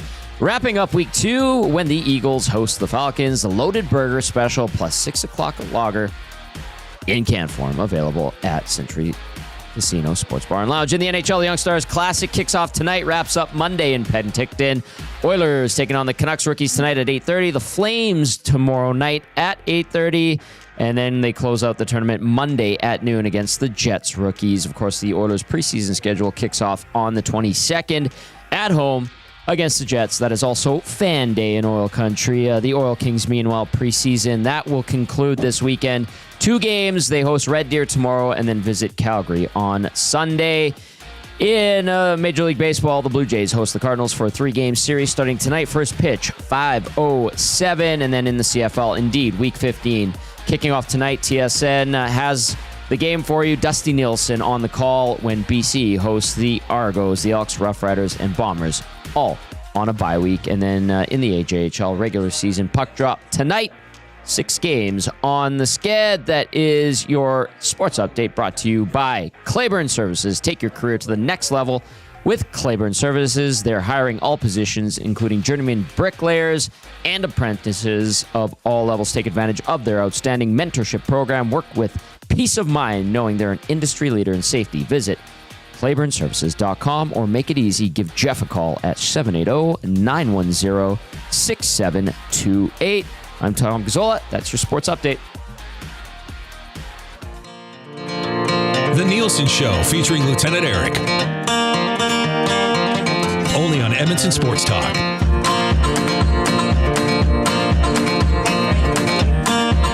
Nielsen Show, EdmontonSportsTalk.com. Your clear choice for Edmonton sports on the iHeart TuneIn radio app and as well on YouTube. The show presented as always by Southford Chevrolet. Drive a little, save a lot. www.southfordchev.com. Great financing this month. Silverados and heavy duties, plus an additional $1,000 credit on your trade-in vehicle. Tell them EST sent you, and you'll get that $1,000. Lieutenant Eric, Tom Gazzola, Matt Iwanek with you. Pretty nice day. 18 degrees outside today as well with a risk of showers through the morning. Friday the 13th. We'll get to kind of easy trivia right now. We got Beer of the Week coming up. A brief chat with Tim Hery setting up the Formula One weekend from Baku. And that's all ahead of the wrap as well. But who do we got in line for trivia today? Give me a quick second. Oh, there it is. I just wanted to find everything. Big Slam Nasty is on. Big Slam Nasty, and he's playing for Mr. Mike's gift card. Few of us can say we're over 60 and still hot, but Mr. Mike's Mike Burger can. To celebrate over 60 years of Mr. Mike's most famous burger, you're invited to taste history for only $8.99 at Mike Burger Madness. Savor the original flame-grilled Mike Burger on their signature garlic French loaf for a limited time. Dine-in only price of just $8.99, sides extra. Mr. Mike's Mike Burger Madness. You'd be mad to miss it. Offer ends September 30th. Eat locally, eat casually. Big Slam Nasty. You've played before, I assume? I have, yes. Beauty. You're coming in loud and clear. You know how it goes. I'll read the first question. Matty Iwanek will start the ticker after that. You need 3 out of 5, my man. Awesome. Appreciate it. Thank you. Good luck. Here we go. What day of the week is it today? Friday. What is Tom's last name? Gazzola. Which team won last night's Thursday nighter? The Bills.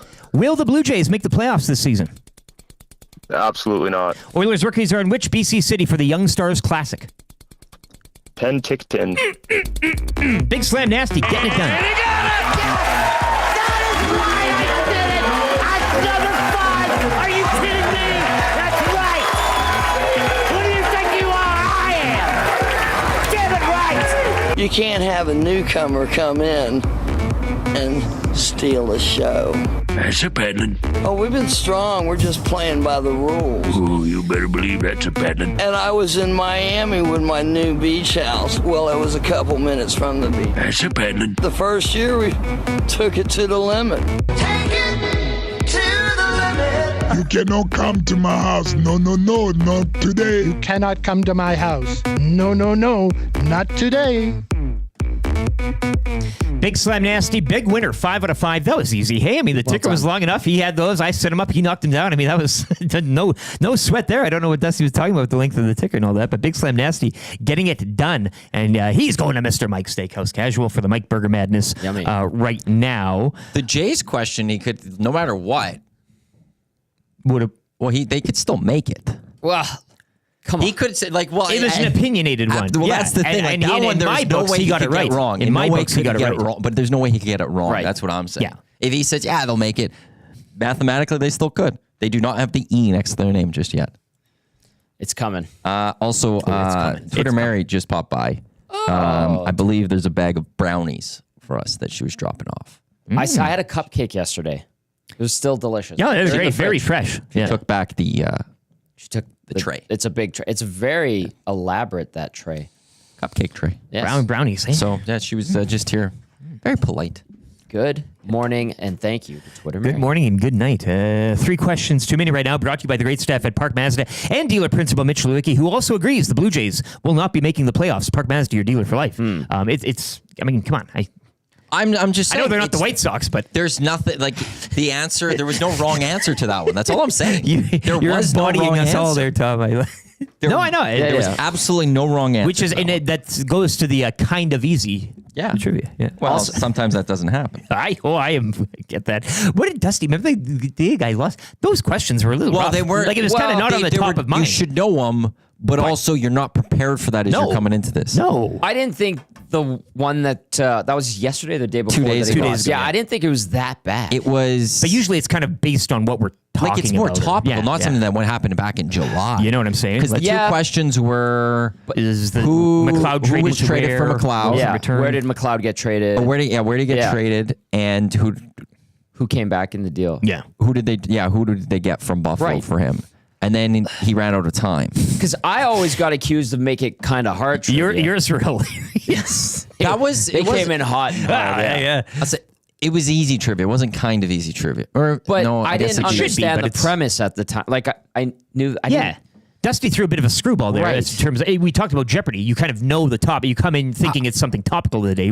I think he threw him off his game right off the bat because now it's like, I'll probably prepared to think about something NFL or something really recent. Yeah. And now it's like, oh, what happened in July? Exactly. I got to go remember. And then we had the if discussion. I quickly say who won Copa America, like I was saying, you got to. But you got to kind of stop it. That's tough. Yeah. Hold up. Oh, yeah. Well, yeah, it was Argentina. Yeah. And then that's why the ticker runs out because now you have to think. And we had the debate, the 21 versus 25 seconds. But anyway, I digress. And I want to give shout out to Twitter Mary. Text in after she left, said, "Have a good morning, guys. I did not leave with a throttle pop." She was paying attention, old Marshall. Big Slam Nasty checking in as well. Nasty chat. I really wanted to say Pretty Boy for Gazzola's last name, but didn't know if the F1 questions were coming. And then that would have been right as well. I mean, Gazzola, you could have went a lot of ways there.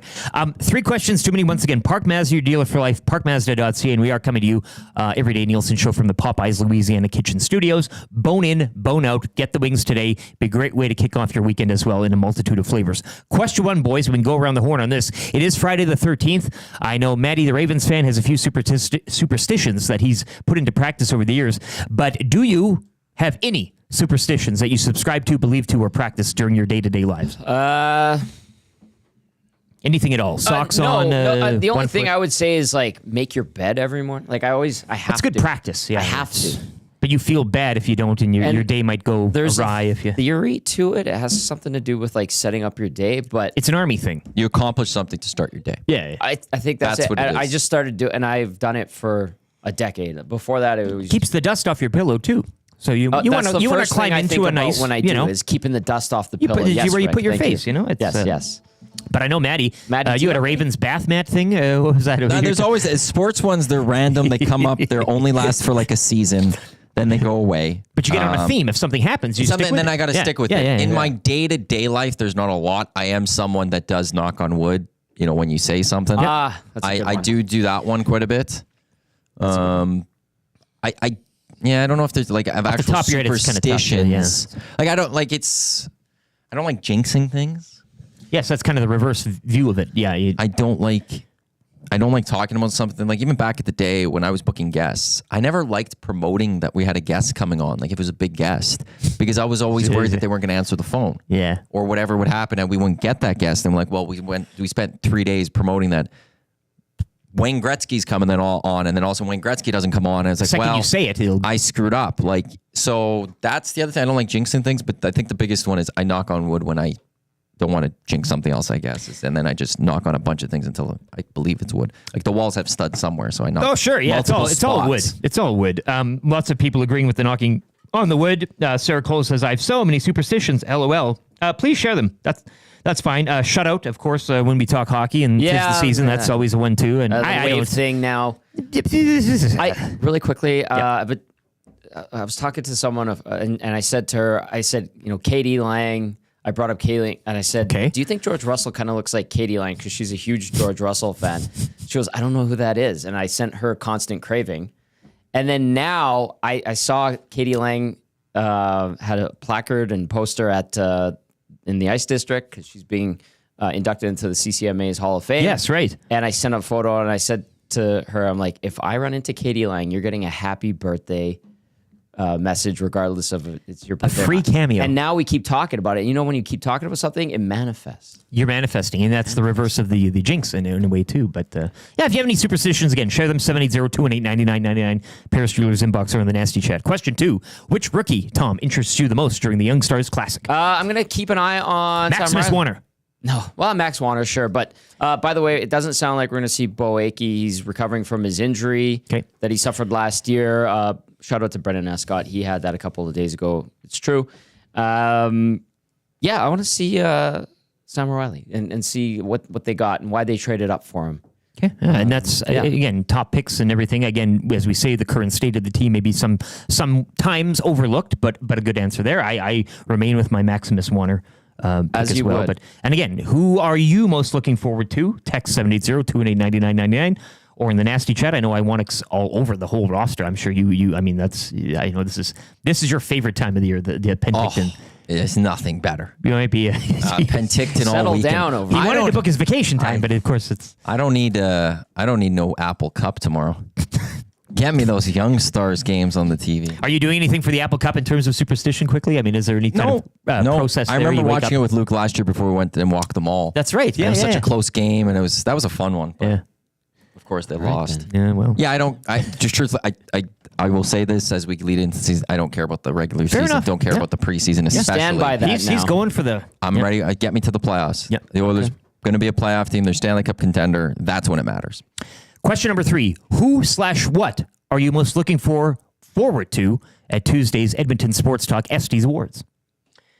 Now, there's going to be people showing up from near and far. I mean, the dress, the theater in itself. I mean, the setup there. If you haven't been to the Metro Garneau, it's a beautiful place. I akin it to Kramer ordering the hot dog at the theater. And the one sign is a perfectly sane food to eat. And then he gets sick or whatever. Pork missile. Yeah. I honestly, I'm curious to see the winners and how the voting went down. But I think, too, this is an interesting and different gathering that we've set up. True. Kudos to Matty again, because he's knocked it out of the park with every big EST event. Yep. But seeing everybody and what they wear kind of thing, I think it's going to be a fun night that way. Yeah, not like the bash out at the St. Albert Rugby and Football Club, which is very nice in its own, but more of a sloppy summer affair. This is more of a button-down fall, shall we say. Business is back and all that. So, Matt, anything I know, again, as Tom said, you're kind of putting this all day. You just want to see a successful night. Yeah, I you want to see thought about any of that. Is there a particular nasty, like a jaunty and Victoria? There's nothing that has crossed my mind. I just haven't had time to think about it. The only thing I'm excited about is the fact that Josh Clausen's going to be there because he took the day off of work. He has a certain cachet to the event, does he not? Well, we got like the A-lister Edmonton coming, but also like he took like a few months ago, he booked this day off. The guy that's supposed to be doing the weather at 6:00 on that day isn't going to be there because he says, I got to go to the Estes. Requires a press release, I would say. Yeah, I second that. That's a big thing. Are you pumping this up like you think Josh is going to get rowdy? No, just the fact that Josh Clausen's going to be at the Estes. Well, same room as Zactigam. And again, book the day off of work from That's what I'm saying. CTV to do the 6:00 to make sure he's at the Estes. And do you think he's going to make it out to the after party at Hudson's on White? No. That's my guess. Short answer, no. But Hudson's on White will be the after party, the official home. So get there wherever you can. Walk, run, scooter, taxi, Uber, Lyft, whatever you do. Make sure you make it down to Hudson's. And then the day after, no Nielson show. It'll be an abbreviated type of all gathering here for not the hangout either, but the hangover, in which we'll kind of relive the night in all its entirety and have a little fun there. So I think, and again, if you're looking forward to something in particular, please let us know. And it should be a good night. Again, I think I looked at the forecast. I think a dry evening. I mean, you don't want to be pouring rain or anything like that, especially outside the marquee and all that. So Estes, Tuesday, Metro Garneau Theater. Tickets still available, $10, but it is filling up fast. If you are at all interested, email Matt at edmontonsportstalk.com. It looks like he's ready. He's got his Niners hat on, celebrating a big Week 1 victory. Our own, Tim Hery, TSN Racing, Formula 1 racing analyst, of course, and you know him as well from the Nailing the Apex pod with Adam Wilde. Tim, we're going to get into this one kind of quickly. I know that there was some FP1 this morning. I just want to get into Christian's collapse, Red Bull losing energy, Max Verstappen. Which tagline do you like the most when it comes to Red Bull's kind of collapse here mid-season? And do you see them kind of digging themselves out of this in any shape or form? Yeah, hey guys. First off, thanks for having me. Really appreciate it. Loving that Bills shirt you got on there, Lieutenant Eric. Nobody circles the wagons better, my friend.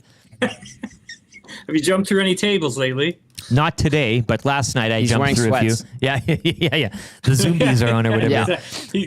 He's getting ready, and Tom, you're going to assist him in the jump, I assume. Yeah, and I'll be lighting the table on fire. Thank you very much. Everybody needs a good flamer at their side. Hey now. It's pretty good. Okay, so what do we want to talk about? Red Bull, Verstappen. Yeah, I mean, look, it's definitely it definitely hasn't been good over the past few months for that team. I would say probably if you look back to Miami and then you kind of can see the downward sort of trend from there. And usually what has ended up happening with them is the upgrades that they've brought to their car as the season has progressed and unfolded.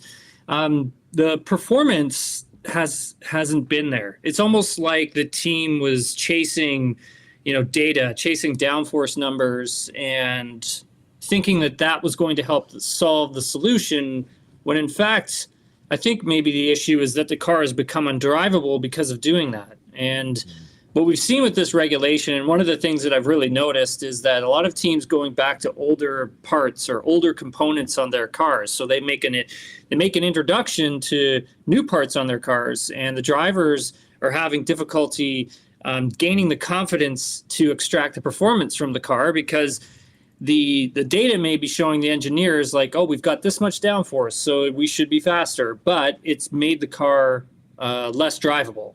And so what we've seen is, teams going backwards with their updates. I mean, for Mercedes, they're running a spec floor that is not new for this weekend. They've gone back to something a little further back in the season, a floor that they had introduced in Spa all the way back in July. They're using that this weekend, and they're finding that that's starting to help and work and push the car in the direction that they want to go in, because over the past 2 races and when we got out of the summer break, they've really been struggling. So I would say when we look at like Red Bull, I think they've lost their way in that direction when it comes to developing the car and what do they want out of it. And then at the same time, it's hindered the driver's confidence in the car as well. Tim, I want to follow up on that with what feels like the downfall of Red Bull. Are you a little bit surprised it's kind of happened so quickly? And then B, overall for maybe the casual F1 fan and then the hardcore F1 fan, having 3 or 4 teams in the mix duking it out, do you think is better overall for the sport? I do. It's way better for the sport, and I think we're probably going to have another team who's going to jump up into this fight as well. I mean, Ferrari looks really strong this weekend as well. I mean, so again, right, Ferrari went a step backwards when they made a big introduction to an update in Imola. They've been sort of chasing their tail ever since that race, and that was a long time ago. That was all the way back in, like, I want to say May, towards the end of May. And so they're finally starting to get things back on track as well. And it's great for Formula One that, we've got all these teams, fighting each other. I mean, that's what we want to see, right? Yes. We want to see that. For Red Bull, I think once Adrian Newey left, or once he decided that he was going to, move away from the team, that's where we've really seen the team go downhill. I mean, they just don't have that individual who's there right now who can kind of, point them in the direction that they probably should be going in. So instead of, the team right now, like I was saying, chasing downforce, they should be chasing like flow characteristics of the car. Like, where is the air going around the car? How is that helping the driver get the confidence to push and get the maximum from the machinery? Where you have engineers who are chasing data, they're chasing downforce. They're like, hey, we put this component on and it's going to give us more. It's going to give us more grip in a corner. But the problem is that they're putting these pieces on the car and it's actually affecting other parts of the car. So that flow characteristics, where is the air going around the car? And what that does to the driver is it saps their confidence, because they can't do what they want to do with the car. They can't get the grip that they need, and they lose trust in the car. And so, yeah, that's basically what I've really seen from Red Bull. And I think not having Adrian Newey there anymore has really, really affected them. And I couldn't tell for the life of me if Max Verstappen was upset or not. Well, he's a poker player with his emotions, as we all know. Yeah. I just want to get on Adrian Newey here quickly, Tim. The reported salary I'm reading at Aston Martin will see him earn £3,434, British pounds every hour. Expectations for this move. You just mentioned, leaving Red Bull, but how big of a boon is this for Aston Martin? It's huge to get Adrian Newey. There were a lot of other teams that were out there who were trying to get his services. Ferrari, McLaren in particular. The rumors that I had heard, Ferrari actually was turned down by Adrian Newey, not once, but numerous times. And they could have matched what Lawrence Stroll had offered Adrian Newey, and they probably could have won. They probably could have went above what Lawrence had offered Adrian Newey as well. Big thing for Adrian was that he wanted to work at a team that not only had great equipment, but team personnel. There were a lot of team personnel at Aston Martin that Adrian really wanted to collaborate with. Going to Ferrari or McLaren, which is a place that I don't think he really wanted to go, because the infrastructure inside, even though it's there, it's the team personnel that have been embedded within the team for so long. And so how do you come in and change that, just change that group, change that energy within inside the team? How do you go in and retool everything? Because when you're going to bring Adrian Newey in, he's going to take control over the entire operation. And so you have people who are working in McLaren, working in Ferrari for like so many years. You have lifers in there. You can't just go and move them around. Where with Aston Martin, newer team personnel, you have newer people in there. You can move those people around. They will come to listen to you because it's a younger team with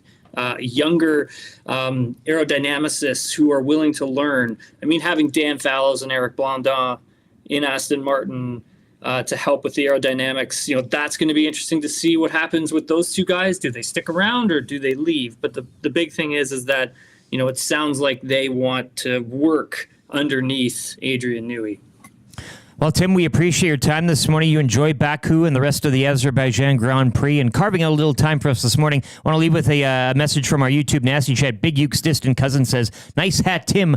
Let's go Niners." So good luck out there in the NFC and your continued success cheering for San Francisco's football team, my friend.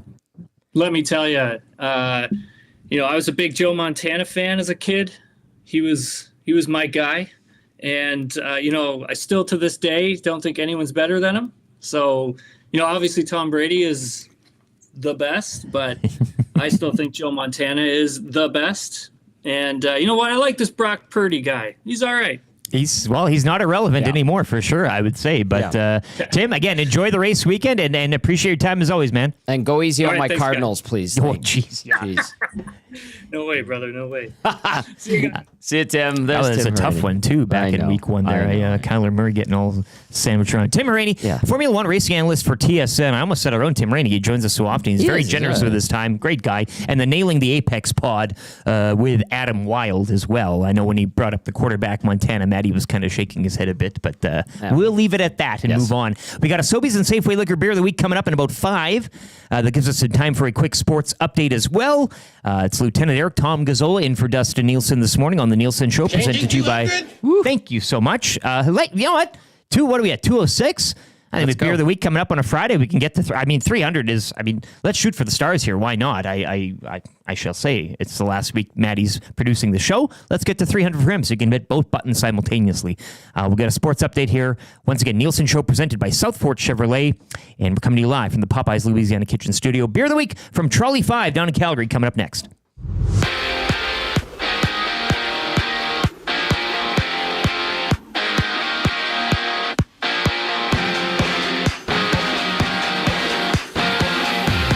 Down in Baku, Azerbaijan Grand Prix coming up. You just heard from Tim Hery from the Nailing the Apex podcast and TSN racing analyst talking about it. Charles Leclerc, hot out of the gate, leading the charge after P2, Sergio Perez and Lewis Hamilton rounding out the top 3 in the NFL. The Buffalo Bills improving to 2-0 last night, 31-10 victory over the Dolphins in Miami. Of course, the big news there outside the win for the Bills was Tua Tagovailoa leaving the game in the third quarter. Scary incident. Would not return to the game, suffering another concussion. Of course, you can catch LTE down at the Century Casino Sports Bar and Lounge on Monday, wrapping up week 2 when the Eagles host the Falcons. The Loaded Burger Special plus 6 o'clocker lager in can form available. In the NHL, the Young Stars Classic gets going tonight. It'll end on Monday in Penticton. The Oilers schedule looks like this. They'll duke it out with the Canucks rookies at 8:30 tonight, the Flames rookies tomorrow night, and then they wrap things up noon on Monday versus the Jets. Of course, Edmonton's preseason schedule begins Sunday, September 22nd, at home to Winnipeg. That's also Fan Day down at Rogers Place. In the MLB, the Blue Jays host the Cardinals for a 3-game series starting tonight. First pitch, 5:07. As Matthew Wanek pointed out, they have not been eliminated from postseason contention just yet. And, of course, in the CFL, Week 15, kicking off tonight on TSN. Dusty's got the call when the BC Lions host the Toronto Argonauts. The Elks, Riders, and Bombers are all on a bye week. The Double E back in action next Saturday when they host Winnipeg. pray for it. It's scheduled to get the start. And U of A Golden Bears football visits Manitoba tomorrow, 1 p.m. The Bears 1-1 in conference play following last week's home loss to the Dinos. Awanek saying it looked like old Bears football. That's your sports update brought to you by Claiborne Services. Take your career to the next level with Claiborne Services. They are hiring all positions, including journeyman bricklayers and apprentices. And I also should say it's for Sit and Sleep. The wait is over. Sit and Sleep is now open. Celebrate with 20,000 square feet of savings on the trendiest furniture, home decor, and mattresses. Apply for your Sit and Sleep card today to make no payments for 18 months, interest-free, and be entered to win your purchase up to $5,000 on furniture and home decor next to Planet Fitness in South Edmonton Common. I'm Tom Gazzola. That's your EST Sports Update.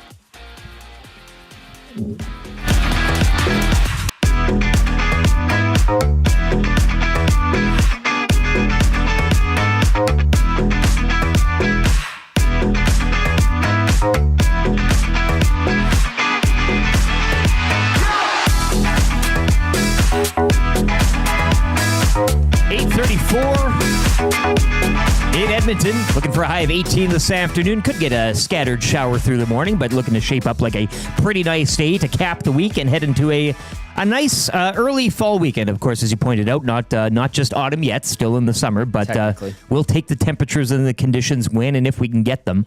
Sobeys and Safeway Liquor Beer of the Week on the way. We're going to go down to Calgary right now, and you might be confused because our next guest will be donned in the orange and blue. It is an Oilers fan. There's a lot of them down there. I mean, yes. They populate. They walk among them down there in Calgary. Very much do. It is Ernie Sue joining us now, co-owner of Trolley 5, brew pub, restaurant, a nice little place, great patio. I mentioned earlier I was there many moons ago, but we welcome Ernie into the show. Ernie, thanks for joining us this morning and taking some time. How you doing, sir? I'm doing great. Thanks for having me, and congratulations to your Bills last night.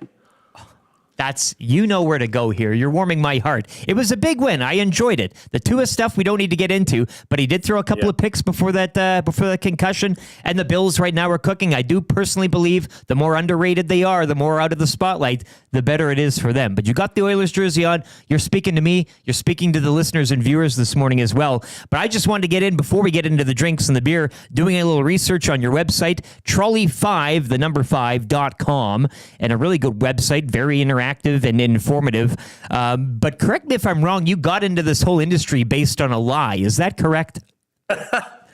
Yeah, I snuck into one of the biggest nightclubs in Calgary at 16 years old and started to grab a bus pan and just bust tables.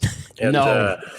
Yeah. Oh, yeah, man. And when I was questioned, they're like, hey, did you get your paycheck yet? And I figured out the manager's names as I went along. I was like, oh, yeah, I talked to Cindy. She's got payroll coming because, when you're busing, you can you snake the bartenders for paying you to make sure their glassware is topped up. So I was just walking out of there with cash every night.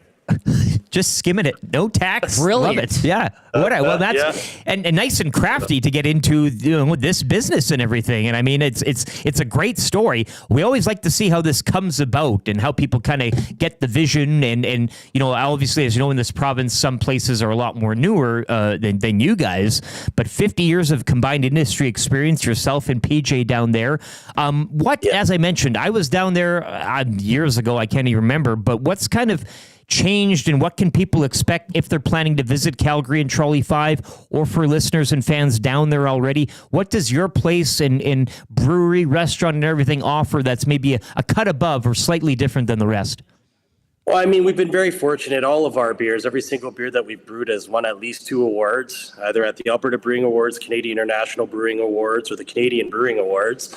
Our music program has definitely gotten a lot more intense this year in 2024 to get our local musicians back on track after, I know COVID seemed so long ago, but it's still taking a long time to try to get our local music scene back up to par. So, for us, it's about making sure that we're still very involved in the community around us. Food bank is massive for us. So nice. We do have another, 2 big charity events that we're going to be lining up here in the next few weeks to get our food bank topped up before winter, which is so important as well. I know a couple, Shauna Jefferson and Danae Meyer, I think, have been down there a couple of times with a few musical acts. But that's kind of our connection there. It's good to hear, man. And again, your story and everything is certainly unique. If we can get cracking these cans, I guess. Again, this is Sobeys and Safeway Liquor Beer of the Week. Ernie Sue joins us, co-owner of Trolley 5 down in Calgary. You're with Lieutenant Eric and Tom Gazzola here. But where would you like to start on this candy lineup? I know we got the beer of the week, the Rosé Gose. Yeah, the Rosé Gose, or for us guys, be the Brose Gose, keep it inclusive, right? So the Rosé Gose, fresh raspberries, pink Himalayan sea salt. It doesn't come off like a normal sour, really, really crushable, super sessionable, and it can be drank year round. So we're very blessed to be part of Sobeys Beer of the Week, as well as have them listing us, all of our SKUs, all of our beers over at their stores. So it's a big feature this week on Flyer, and we're pretty excited for this beer. Yeah, you'll get Gazzola, you'll get some good raspberry notes to the to the nose. But if you look at the color, that's natural. It's not like a sugary syrup that we've thrown in there. So yeah.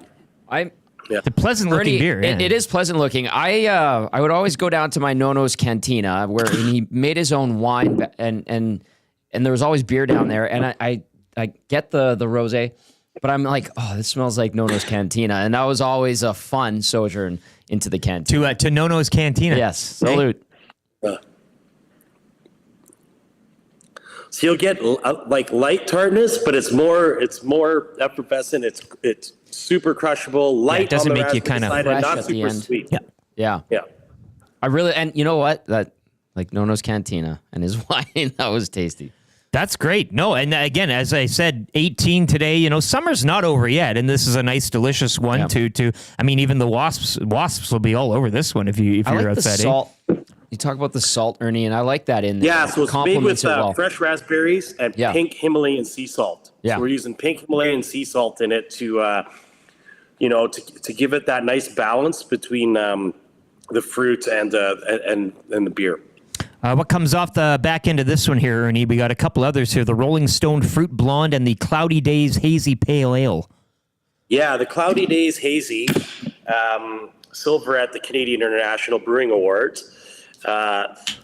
Very bright, golden, yellow in color, traditional haze, but more on the melon cantaloupe side. So we try to make sure all of our beers have that fruit forwardness to them off of the hops that we're using in our beers, but to make it sure that it's very approachable as well. So, running at 5%, very easy to drink and can be drank again year round on a patio, or still comforting during the winter or the fall.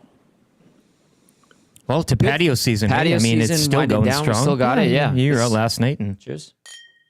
Yeah.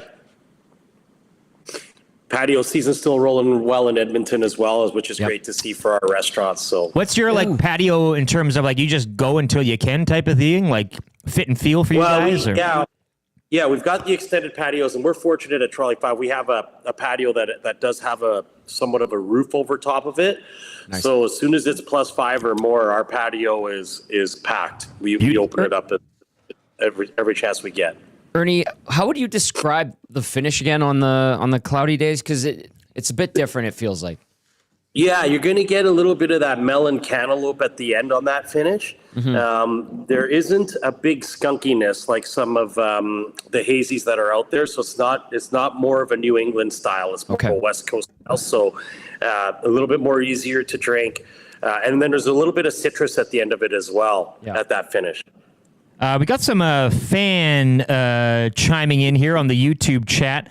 Rob from the Grove says, "Nice. Wonder if Ernie announces an Edmonton expansion on the show today with the bless emoji here. Maybe just a dream, a wish. In his regard, I'll leave that to you." Gene's Apprentice says, "My Nona's wine was like vinegar," and the pukey emoji. My Nona's wine wasn't like vinegar, but it had that same rosé finish, and I was like, I know this scent and I know this taste, but the beer was way better. But just quickly on that, Ernie, I know you guys, that's Trolley 5 is down there. Any thoughts of just kind of blossoming the business or kind of moving outward somewhere else? Oh man, we did expand into a big 20,000 square foot production facility and distillery. So our focus is there right now. We have talked about going up to Edmonton because it's well known that I'm a big Oilers fan, so I'd love to be going to more of the games out there. But right now, we're just focused on our expansion. Love it. Let's get to this this final one here. It is the where did I have it here? The Rolling Stone Fruit Blonde, 4.8%. But what can you tell us about this one here, Ernie? Yeah, the Rolling Stone Fruit Blonde is exactly as it's described. It's stoned fruit. So we got mango, apricot, and peach with black cherry rolling in this beer.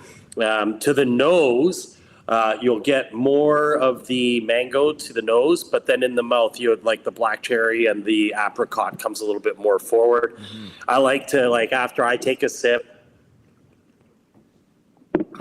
I like to keep my mouth closed and then breathe out through my nose to get everything rolling in the back, as opposed to the old school, breathing in and taking air in. So keeping the mouth closed. And it's funny you bring up wine.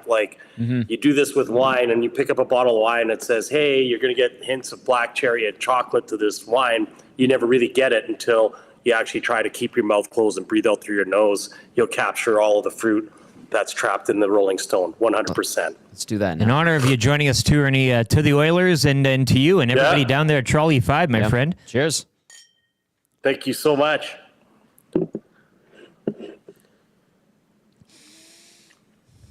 There it is. Oh, yeah. There it is. I like that trick. I'm using that one if we can. Yeah, we're going to borrow that. So use that trick with everything. Scotch, whiskey, wine, champagne, right? It'll cut through all that crap that you think is on the label, but then you actually get the flavors. I love the black cherry too. Oh, yeah. I love it. It's nice. I wanted to get to one more thing before we let you go, and I always like to peruse the menus that you guys have, pairing the food with the beer and everything. A great menu, once again, trolley5.com, the 5, a number 5 numerical version. But I'm looking at the Biggie Smalls Bites, the Bop Lifestyle and Bowls, the smoker options. You got some dim sum here, boombox burgers and sandwiches.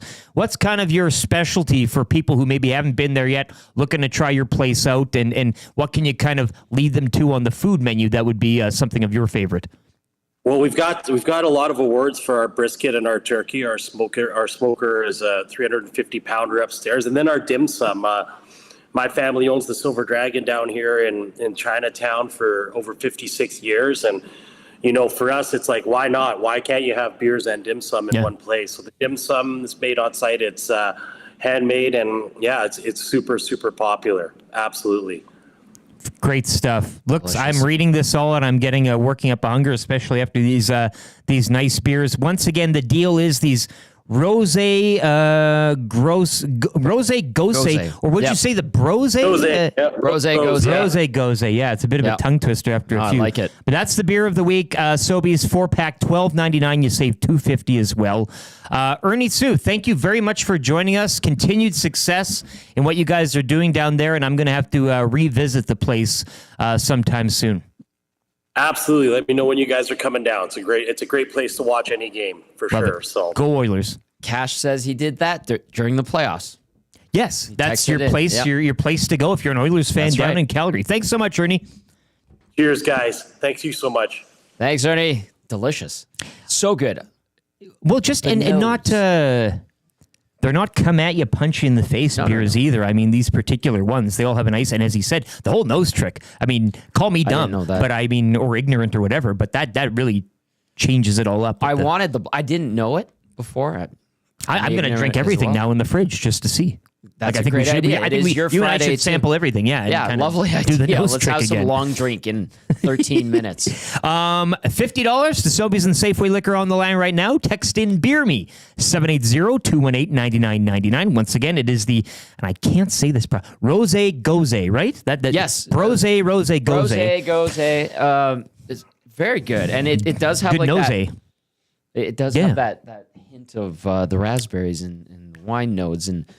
$12.99. Really pack, fresh. Tall boys. Very, very fresh taste to these beers. And shout out to Ernie, keeping it real, representing oil country in enemy territory. Trolley5.com is where you can find them. And again, the food menu looks outrageous as well. And a little live music as well with some of our friends who performed there over the years. Beer Me, 780-218-9999. We'll put all those texts into the tumbler here, and we'll pick a lucky one. You'll have $50 to Sobeys and Safeway Liquor. 8:48, it is the Nielsen Show, presented by South Fork Chevrolet, coming to you live from the Popeyes Louisiana Kitchen Studio. And it is time for the wrap for William Huff. If you want your place to look as good as ours, check out William Huff, williamhuff.com. In business since 1952, so you know they're incredible what they do. williamhuff.com once again. And you got to send me over there. I'll gladly take some of those things I need. We need a little repair on a pop-up or something. Yeah, those, which it's good and bad because they got beat up. The pop-ups and the banners. It looks they're being used, though. Used. Exactly, yeah. It's just they had the big banner out at the casino last night. Looks good. People ask all the time. This is very nice. Where do you get it? WilliamHuff.com is where you can go. What did you learn on the show today, Tom? I learned to close your mouth and then breathe through your nose when you want to really experience the flavors of certain beers, scotches, whiskey. And you knew when it hit, same as me. You breathe in and then out again, and I was like, "Wow, that's you've activated something in my my innards." Ernie from Trolley 5 and Jason LeDuc says I was today years old when I learned that that's the trick. And yeah, I was. It's good to learn. You're never too old to learn new things. And yes, color us ignorant, but we learned that on the show today. Text of the day. For A&W, $20 to A&W, and right now, as I said, they had just a week-long, I do believe, promotion. Buy one whistle log, get another for a $1. But also right now at A&W, you can start the morning off right with a regular coffee, an egger of your choice for just $4.99, bacon and egger, sausage and egger, seeded or English muffin. Choice is yours, but we know it'll be a tasty one either way. And to make matters even more delicious, the offer is available all day long. Remember when they didn't serve breakfast all day long and everybody was like clamoring for that option? What a day. And now it's here and we're living it every single day. So don't snooze on this deal. An egger and a regular coffee, $4.99, limited time price, available at participating A&W restaurants in Greater Edmonton. Text of the day, anything standing out for you, Tom, in the Paris Jewelers inbox this morning? I didn't mark one. I should have marked one. That's okay. And I mean, we can go through this and together here, but I know a lot of people were talking about Dennis hiding under the desk during the earthquake. I do believe a few people were commenting on that. I do have one, actually. I'll go back to Twitter, Mary. 8:11 a.m. Have a good morning. I did not leave without a throttle pop. It's nice because Twitter Mary has been gifting us, obviously, with the buffet of cupcakes, to which we thank Maddie for washing the dish. She came back to collect this morning. She then dropped off a bunch of brownies. She dropped off as well. And I told her it's okay, but she did it anyways.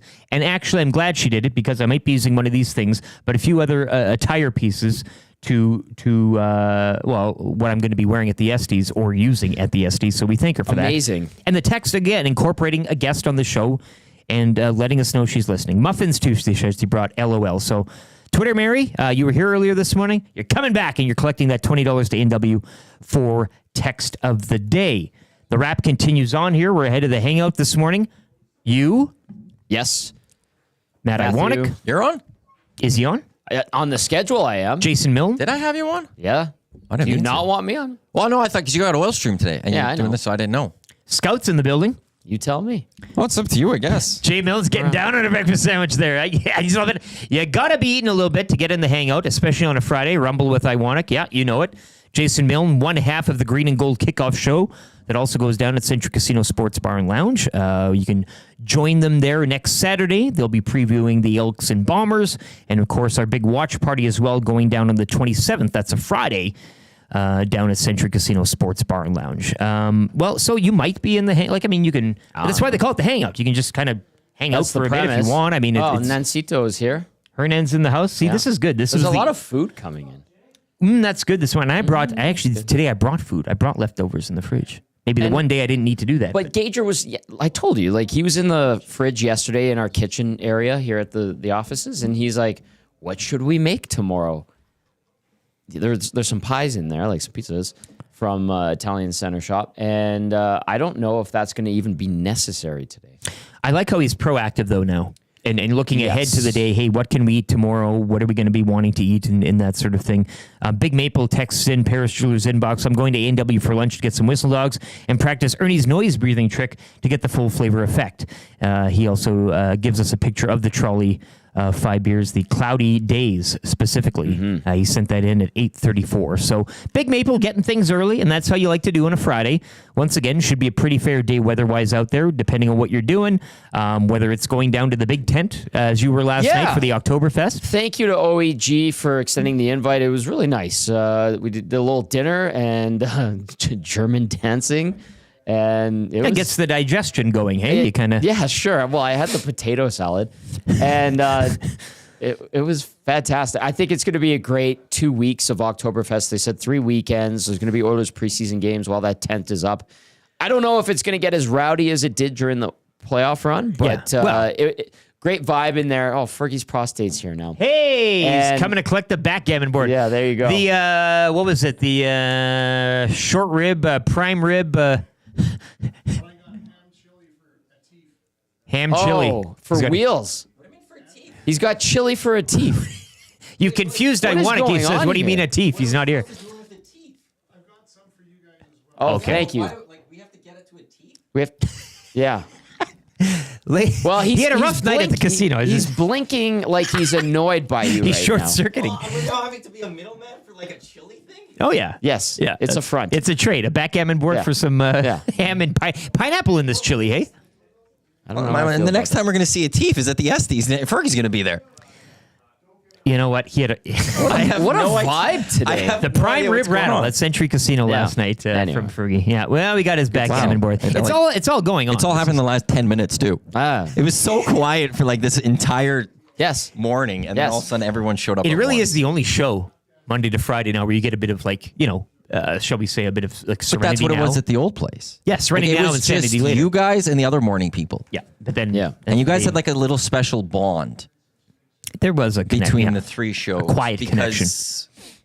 There's no one else. Maybe Fergie will even sit on somebody's lap during the hangout. Wouldn't that be something? Hey, you can sample the chili. Zach will take care of that. Yeah, I think Joel actually said that Zacticum is going to destroy and take care of all the food. That's we don't need leftovers. Today. The garbage. We don't need a garbage compactor. You just give it to Zach, and he'll find a home. He's a hungry boy. Nice to see as well. Redbeard in the nasty chat. Trolley 5, great beer. Have a great weekend, all. Redbeard. We need to figure out that pub crawl date. Happy Beer Street. Him and I might go down and sample if you miss old Redbeard too. Yeah. Also, are you coming to the Estes, Redbeard? Message me. Message him. Redbeard. Message him. Message the man here. We need you down there. You'd be a welcome sight.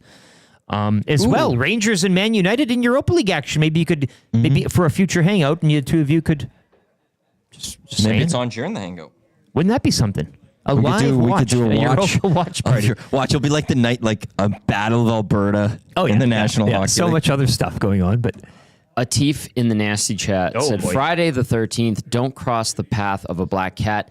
I have an update on the tuxedo. That's his black comment cat. when he's got chili in here. I know, that's all he says. But that reminded me the cat the kitten my parents had found. Yes, yeah. She's been adopted by a family. Okay, so you never found the original? It was a stray or something? No, my parents had a tough go with the Humane Society, SPCA, and finally somebody. My mom went on Facebook and found like this St. Albert pet group. And Good. Someone's like, I'll take her. Because it loved your dad, from all accounts by the video. And he's allergic to cats, so he'd get like all puffy. What a twist. Anyway, that's an update to the cat. The kitten has a home. Fantastic. Jan 23rd, 1 o'clock.